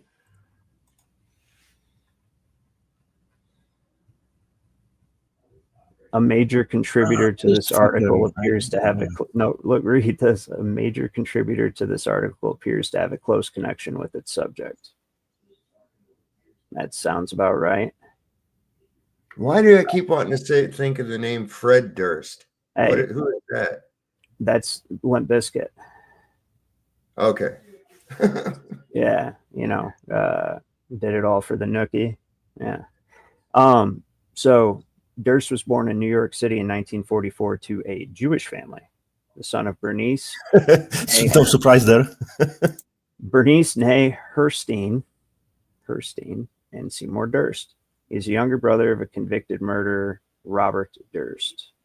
Durst's paternal grandfather, Joseph Durst, a penniless immigrant tailor from Australia-Hungary, became a very successful real estate manager and developer, founding the Durst Organization in 1915. His father, Seymour, became the head of the family business in 1974 upon Joseph's death. Douglas's mother died when he was a child. and a fall from the roof of the family's 3-story house. That's kind of pretty tragic. It's really tragic, but all right. The One World Trade Center development. Okay, well, this will give us a little bit of insight, won't it? I think. In 2010, the Durst organization bid on and won the right to invest $100 million in the One World Trade Center development, becoming a co-developer with the Port Authority of New York and New Jersey. You know, I'm starting to get a picture with this whole thing. Do you guys want to share your thoughts, or do you want to know what I think? Go for it, man. I don't know. They've been talking about this currency change and all this other shit. I've seen stuff on X about it. No, I don't know what to go with it, man. It could be a trick. It could go either way. It's a double-edged sword. That's the whole thing, I think, because what they're doing is they're offering to actually return us to tangible currency, like money, sort of, but it's not gold and silver, so you can't call it money, but it's solid like money because it's inherently valuable, you know, instead of debt currency, which would remove all the liens, because all of the liens come from the Federal Reserve note or whatever your nation's currency is and tied to the Federal Reserve note. That's where all the liens come from, is right there, that Federal Reserve note and the Securities Exchange Commission, all that. And the agricultural liens is what they are. And so if we return to value, we could possibly have the liens removed, but there's no way the wealthy people are just going to let us have our liens removed. So what is the catch? Where exactly. So what are we going into here? Because it's unrealistic. Because they prepared for each and all situations. So whatever we choose, we are fucked. But it's almost like this is engineered to get consent, and they're even using scripture, and everything they're saying is true in the advert for sure. So, but the Satan will use God's word to pervert it. Yeah, well, that's what I'm saying. It's like a big flash. It's flashy. You don't trust anything that's flashy, right? You guys ever hear that before? I know you have, Dad. You probably said it to me. Yeah, you don't trust flashy shit. It's very, very fast. Okay, the Bank of England. Debt is money. Yeah, in England, and so it's, if you go on usdebtclock.org, a respected site, they are now telling you about the central banking system in an advert, and literally a PDF you can download and share with people for free. They're telling you about it now. What's the catch? I'm not excited about it at all. I want to know what the catch is. I think they might freaking bring with this time Nasara Jasara as well. And if they look all beautiful and pretty, but exactly it will further enslave us. What do you think, Dad? I've seen a lot of shit about that too, but I don't know, man. I don't even know what to freaking believe anymore, man. Well, you know, I hear so much shit on both sides of this that it's like, come on, man. You know, it's like information overload. I mean, every currency in history has failed. Okay, every one of them, and this one will be no different. But you know why we have right now will be no different. Why'd they fail? Why'd they fail? You know why they failed, right? Right. So inflation. Right. Yeah. Back when they had coins. Legalized theft, yeah. Back when they had coins, they would take the coins, like Rome did this, right? They would cheat other merchants in other nations. They would take the coins and they'd melt them down, and then they'd mix them with an alloy of some type. That's where the coins we have today come from. That's a Roman thing. They took our original coins that were actually silver, and they now give us, what is it, zirconium, whatever the fuck that is. That's why every currency has failed throughout history. Every single time there's coin shaving, and then melting the coins down with non-precious metals, and a ton of different ways of these people have been at it. That's why the scriptures about Jesus throwing the money changers out is so fitting, because yes, that is exactly it. But beyond that, can we acknowledge that U.S. debt clock is acknowledging God is real? Because that's the most crazy part of this to me. Go back again, how God was written. No, how God is real. Like to anybody. I know how God is real, but No, I wonder how they wrote word God, capital G or small g, because I just didn't pay attention. You're missing the point of what I'm saying, Janusz. What I'm saying is, this is a website that is on the side of the Bank of America and evil institutions, right? Well, not evil. Well, yeah, I get parasitic institutions. So this website affiliated with those people have posted something that if the average normie who's a globey atheist and doesn't know anything, right, goes and just says, I want to see what the debt clock is, he's going to be hit with he's going to be hit with this. And then immediately, because all my life, you could go to this fucking thing, right? And it would tell you the debt. And then and you just assume it's official, and then it's on the side of the bank. And now you go and you click this free book, and it just says, hey, by the way, God's real, and money lenders have basically bent you over without lube. And that's what we know, that's what we think, but normally won't notice that. The former atheist will be like, why is why is this all about God? You know what I mean? And scripture and Jesus and money changers and all this stuff I thought was fake and bullshit. Now on this official website, it's all of a sudden just, it's weird. Even, from my perspective, normally won't even consider it, because the atheists are so brainwashed. They speak about God bullshit. What should we take from it? You don't think they think it's weird, man? I don't know. I wonder half the time what people think, I really do. I have to wonder if they're even conscious. No, you believe in the mankind, but you give them too much credit, unfortunately. Fair. I mean, but this is pretty interesting. Everybody has to agree on that. Yeah, I mean, definitely. We're probably the only people, maybe, that even as I haven't seen anybody talk about this, has got to be brand fucking new right now. Yeah, I didn't see it before. You got to go back and look at shit, and it's like I said, when I went back and looked at broker check, there was another charge against Duffy on there.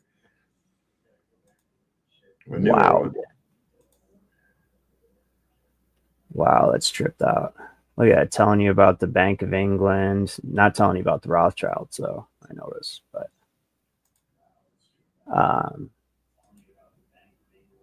no way. Holy shit. So Benjamin Franklin, this has been, guys, this is serious. I have to tell you something. As like a serious researcher for years, I'm talking to you.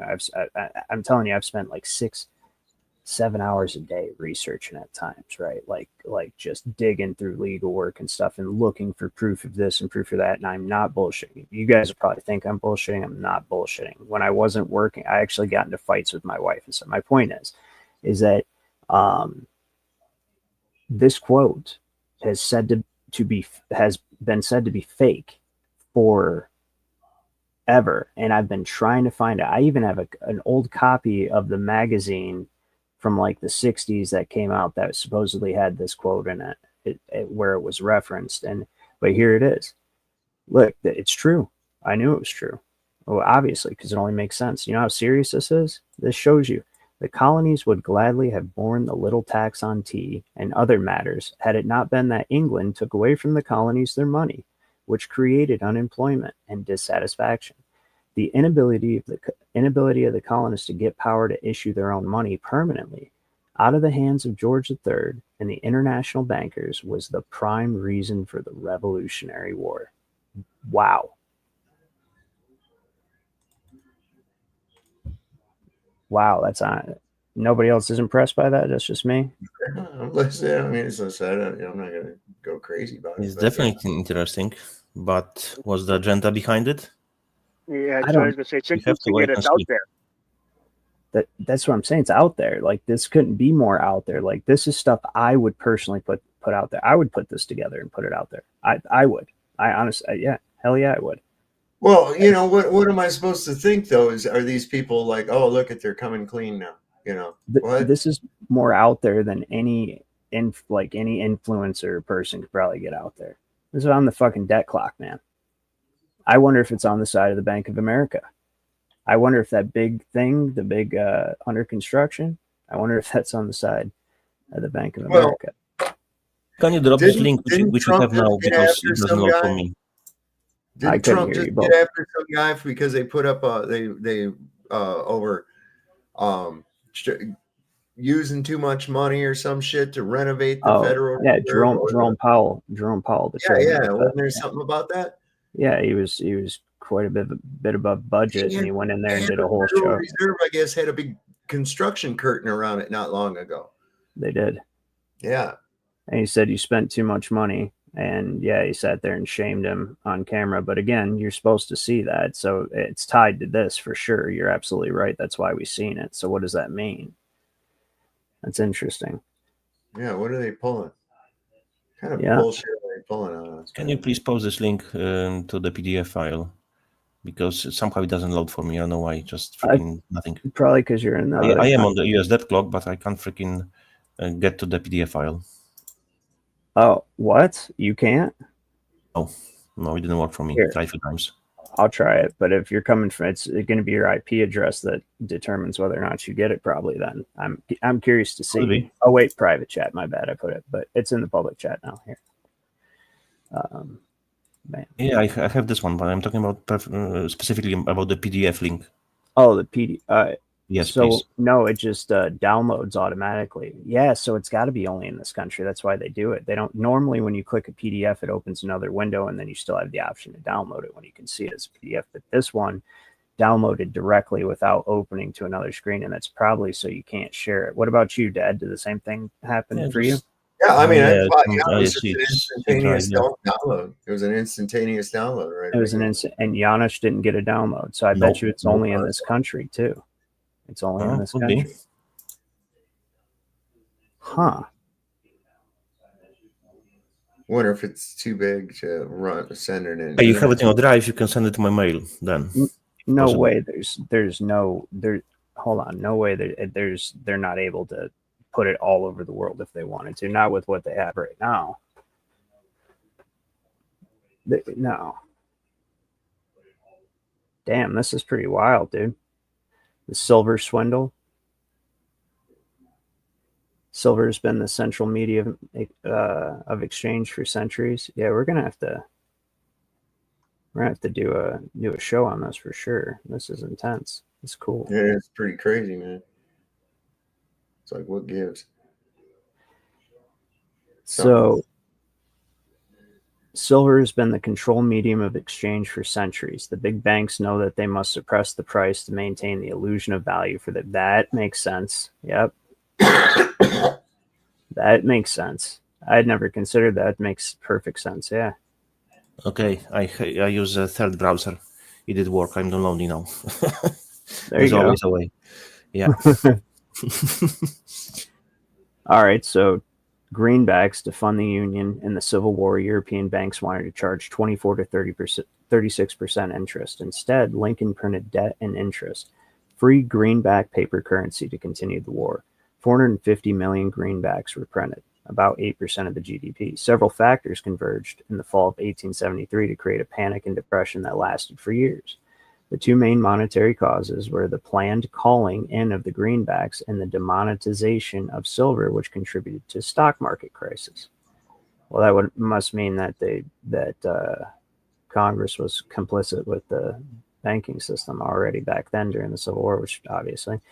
The Greenback Party emerged out of the financial chaos in 1873 with a simple idea that the government should issue unbacked debt and interest-free money. Should issue unbacked debt and interest-free money. There we go. To stifle the influence of the big banks. While having half the equation for honest money in hand, their approach still led to the disaster of the Federal Reserve Act in 1913, which gave us 100 years of servitude. So what's the solution then? That's a good question. I mean, if you're not going to go back to gold and silver, because that would obviously fucking be the solution. But no, nope, not going. So that's your first clue, though, that there's something up here. Because why wouldn't we just go back to gold and silver? Why do we got to go to crypto and AI and digital infrastructure? And why? Like, how golden is this golden age? Is this the cozy trap? That's exactly, yeah, of course it is. We're going to humanely harvest your labor now and not because we control all the resources and all the jobs. So it doesn't matter if we give you real money now because you're still only going to make as much as we let you. And why then go with the silver and gold? Because you can't print it and you can't add zeros and ones. And with the crypto, you can do that. That's why, what was his name? Satoshi Nakamoto supposedly created Bitcoin, yes? Yeah, and nobody knows who he is, right? Okay. So during what I found out is Satoshi, Samsung, Toshiba, Nokia, Motorola. Satoshi Nakamoto. That's what I found. Wow. Yeah, I get it. Okay, I got you. Yep, that does make sense. The telecoms. Yep. Look at this. During a 100-year period, from 1773 to 1873, so it stayed stable for 100 years. That's what actual real money does. A single ounce of silver paid for the average laborer's daily wage. Today, it would take nearly 10 ounces of silver for a day's wage. You got an ounce of silver a day? Shit. Well, the war on the price, silver has the war on the price. You missed a letter or a word. I mean, the war on the price of silver has lasted 150 years. It's funny they had a typo in here, unless that's on purpose because both letters are capitalized. War price silver, or is everything capitalized? No. Yeah, everything's capitalized. Okay. If 2% of the world's population bought 1 ounce of silver, the true price of silver would be revealed, which is between 10 to 20% of the price of gold. Wow. It was established in 1913 as a masterclass financial scheme, an enigma so diabolical and obscure that for over 100 years it has foiled any attempt to discover it. You know what? This is a hell of a distraction from the list or anything. I'll tell you that if this gets out. Don't you think? Very possible. Very possible. Because they're straight telling the history of the Federal Reserve. I mean, you can find it. I mean, at this point, though, a lot of people really know it. I mean, you can go on and look and see how many videos there are about the Federal Reserve and secrets of the Federal Reserve, the creature from Jekyll Island. I mean, this has been floating around. This would have been revolutionary back about 1980, maybe, you know. But this is just like, it's like what I see when it comes to mainstream news, you know, or some of these bigger influencers, so to speak, on the, you know, and they come out and say, did you know that, you know, and I'm like, yeah, I've known that for like 20 years. Where the fuck have you been? You know, you're just now coming onto it like it's some kind of a breaking thing. Oh, that's right. You were one of those assholes calling me a conspiracy theorist when I was saying it. Right. Okay, I got you. But look, the government's actually calling the Federal Reserve a criminals, or not the government, but apparently banker and government endorsed are calling the Federal Reserve a 100-year criminal scheme, dude. That's a, I mean, that even goes beyond. I wonder if normies are going to come across this. I'm really curious. So used in a criminal scheme. So even if you were to just like skim this, like if you're just a stupid brainwashed, just totally fluoridated, plugged into the matrix normie, and you just go fast, they highlighted the words they want you to see. Reset, right? Look at that. The framers of the Federal Reserves cheated infinite supply of interest bearing money. Oh, wow. No, it's actually a whole other message. Holy shit. Did you catch that? Say it again. It's a whole other message worded in different colors. Money, look at the Federal Reserve, fractional reserve banking, unproductive banking class, debt spiral, impossible to escape. U.S. banks failed, Federal Reserve, fractional reserve banking system, banking cartel, fiat Fed dollar, and then it's highlighted right here, financial crime. Money is issued as debt. The framers of the Federal Reserve cheated infinite supply of interest-bearing money, inflation, Federal Reserve debt money system, right? It's interesting. So if you're like a total fluoridated moron, you can just literally skim this and it has its own coded message. That's pretty awesome. It's cool. I only say it's awesome. Obviously, this is not, it's going to be double-sided. Obviously, they have an intention for this.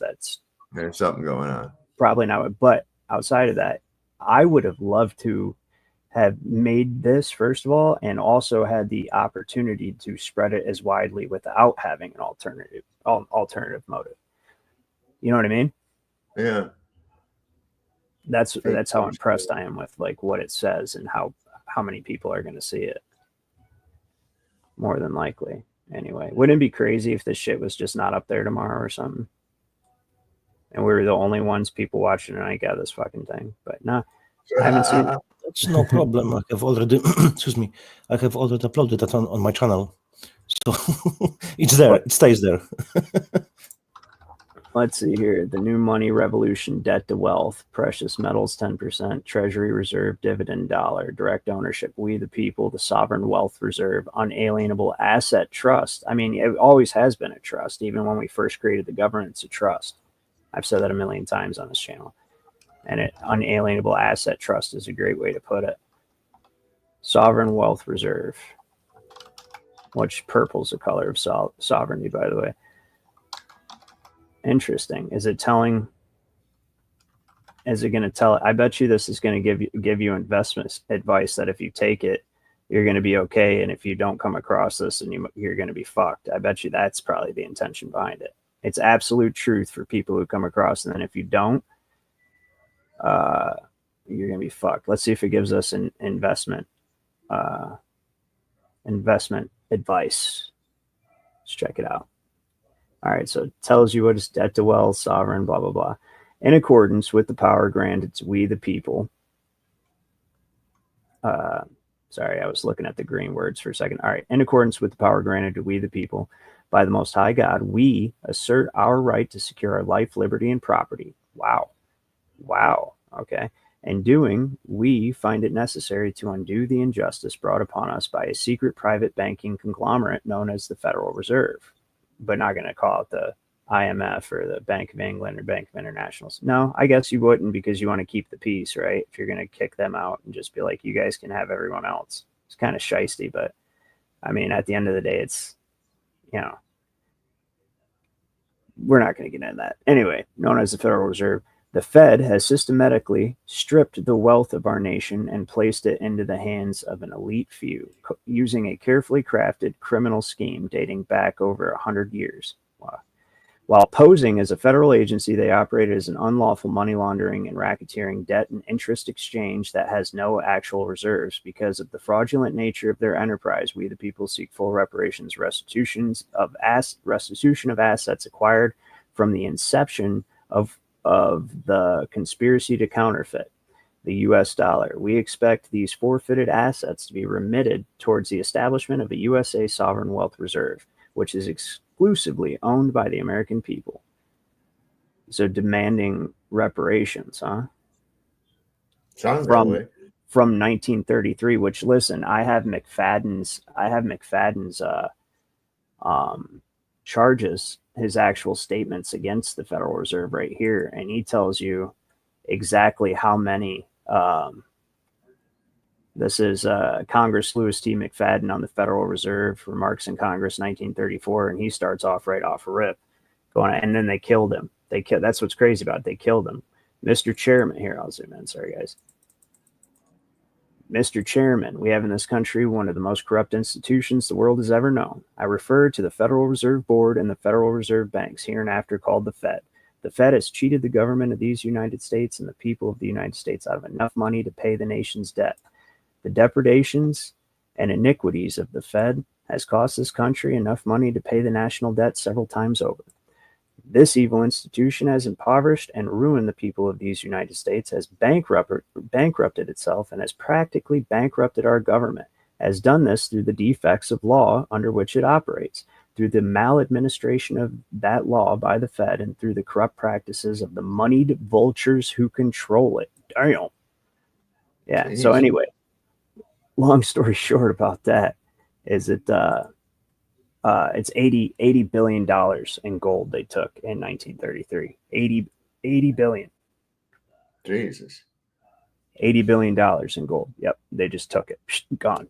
Bank of England or wherever, right? Definitely not in Fort Knox, like they said. No, shit. No, whatever happened to that? There's another thing they distracted everybody away from, too.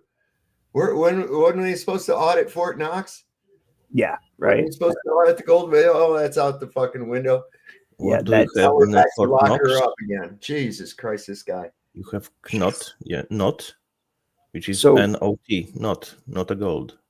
glass half empty. This is a trick to get into a freedom city, which is what it's probably, it could be a mixture of both of what I'm going to say, but it's 50 meters. it's a trick. It's a trick to get life. into freedom city, which smart city 15. Yeah. Get into one of those cities. Right. But it could, what if it is a freedom city? See, I don't know. I'm not going to allow myself to entertainment. And what is a freedom city? No, I still depend on you. I use crypt, like, unless, I don't know, you have to give me a plan where I have the right to live in the private and operate in the private and be left the fuck alone. And then maybe I'll consider it.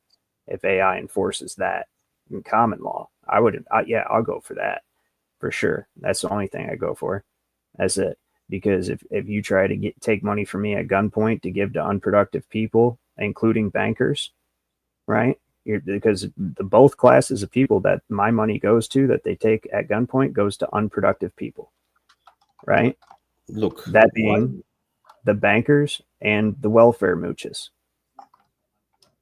And that's not, so you have to present me with a plan that is not going to include any of that shit. And I can live in the private. And if somebody comes on my property unwarranted, I can deal with it as I see fit. If it's, if I tell them to leave and they didn't, then whatever. Right. So yeah, okay. Could be that, but, glass half full.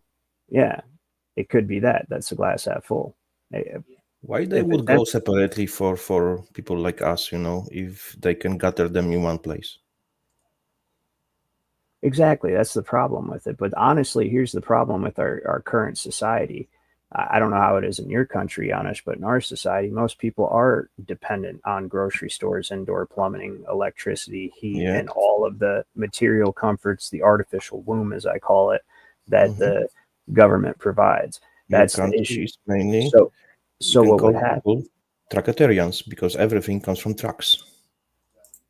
Right. So my point is that there has to be like that commercial dependency situation to avoid a mass die-off. Now, it depends, like what they want, though. Glass half empty, this is a trick to get you into a smart city. Glass half full, it's a trick to get you into actually something that might not be bad, or it's not a trick. And see, you'd have to present that plan to me. I have to see the availability of living in the private and actually having a low deal ownership or a perfect title, as they would call it.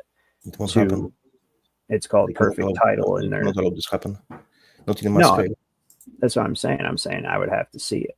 You're gonna have to present me with that, because right now this is good that you're putting this out here, but why are you putting it out here? If it's provided from above, it's never good. But I'll tell you what, it's flashy. It's flashy. You always be wary of something that's really flashy. But then again, you are dealing with morons that are going to probably come across this, and you got to catch their attention. Look, if something looks too good to be true, probably it's not true. Well, it doesn't give any investment advice. I didn't see any yet. So that's one thing. It's like, okay, then. Because probably we are looking at it very linear. So this is just look into it deeper. No, I'm not looking at it linear at all. I'm looking at it from any possible motive that they would have, and so knowing what the goal is and how they operate, but also allowing for the fact that evil is not absolute. So not even in the heights of power. I'm not saying Donald Trump necessarily did this at all, but I don't know. But what I'm saying is it could go either way. I'm saying that you were checking before who was running the US debt clock, yes? Who was that? Well, let's put it this way. If Donald Trump is behind this, which he obviously is, because he did the whole construction scene with Jerome Powell, right? Which it was a scene, so he is in on this. Then I guess it could go either way with him, maybe. It's just, this is a truth bomb. That's all this is a huge, massive fucking red pill for any normie who goes to check the US debt in the United States. It's a huge red pill. They will not even understand what they are reading, because they are not familiar with the phrases, with the lingo. If they get to the bottom and they read that last bit, Do you think they will? Yeah, they'll probably go straight to the bottom. You, me, yes. Them, no. I think they'll be they'll be interested in how unusual it is that they'll just scroll through it and they'll get to the bottom. When they get to the bottom, you tend to read what's at the bottom. You know what I mean? All the bright colors and highlighted. I agree with you. It is very unusual. But for normies, man, they just look at it and it's like, what was that? Okay. I know we have two different estimations of normal people. You know, I know a lot of just normal people that don't know the stuff I know that would think this is very unusual. They know about the U.S. debt clock and they would find this unusual, but they wouldn't like. Let's hope you're correct. Not as unusual as I do, but or any of you do, but you know, don't get me wrong. There's a lot of stupid ass people out there. There's no question. There's always going to be a lot of stupid ass people. It's just interesting. I don't know. It could go either way. It could be a trick into a smart city, or it could be. It's definitely a psychological operation of some sort. Whether for what, who knows, right? Just trying to think what might be a really big alternate motive. Something bigger than what we have mentioned so far. It must be something bigger. Hold on. So Chicago Cubby Bear said he had a link about this. So somebody did. Okay. AMG News Alert, US debt clock quietly. Right. Okay. I can't necessarily copy and paste that from here. Hold on. I'll go to YouTube real quick. Let me mute myself. So let's check the date when the information was posted, so we will know roughly when this info pop up here on the US debt clock. We can assume, we can make a kind of assumption, you know.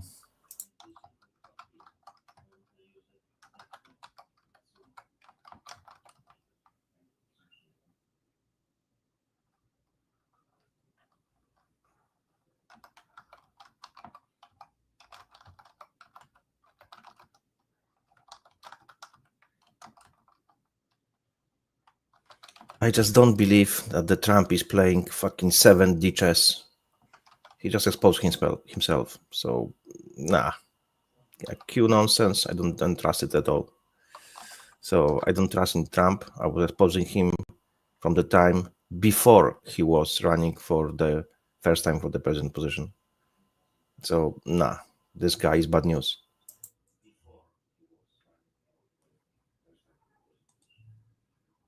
I really look into him because, as you know, I'm from Poland, and I know he had a lot of Polish workers, and he didn't pay the money to them. So that's why I was looking into him. Who's the guy? That got me interested. What's the guy's name? Whose name? Yeah, the guy that didn't pay y'all. The Trump. Oh, Trump. Yeah, he's a dirty fuck, man. Listen, anybody don't, you know, he had a pretty good PR campaign. And just like I said, that assassination attempt there at Butler, we see where they moved the cameras in for the awesome. And everything, man, and lowered the flag so it'd be in the shot and everything. That shit was all staged. This guy, he had a great PR campaign, but I'm sorry, your little house of cards is kind of falling apart, man. It really is. That's why I'm saying, you know, I don't think he's in the files. He might not be on the client list, but he was in the files, and I think that he was involved with the whole thing. I think there were videos. Miss Teen USA and all these different beauty pageants and shit. Pageant, whatever it's called. All right, it's been out for 3 days. No, listen, what I was saying about that whole thing, I didn't want to go on a big Trump fucking thing because we all know what's going on. You know what I mean? Like it's incredibly obvious. What I was saying about that debt clock thing is there's obviously a catch to it. It's been out for 3 days. So this is even more interesting because then not that many people have seen it. How many articles are there? I've never seen anything. That's just first time to see today with this information. Right. So it's no one mentioned anything, and I'm sad to look at channels. Yeah, it's not on X. It's not, or I mean, it is probably somewhere, but not for me. But usually something like this would come to my feed because the AI, so that the AI is trying to keep it under wraps. Like, it's interesting. It could be smart city trap, man. It could be like trying to lure people into this new solid digital, but first you have to educate them about why they should want it. And then you can get them to, I don't know. It's, to that's what I'm saying. And to convince you, correct? Yeah. I just won't make a solid prediction on it because I honestly couldn't tell you. It's so weird to me to see that much.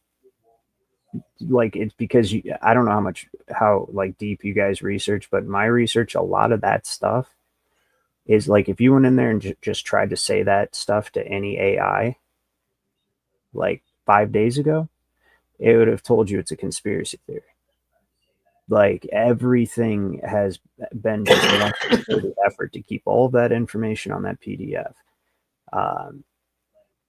out of the mainstream, and now it's on the U.S. debt clock.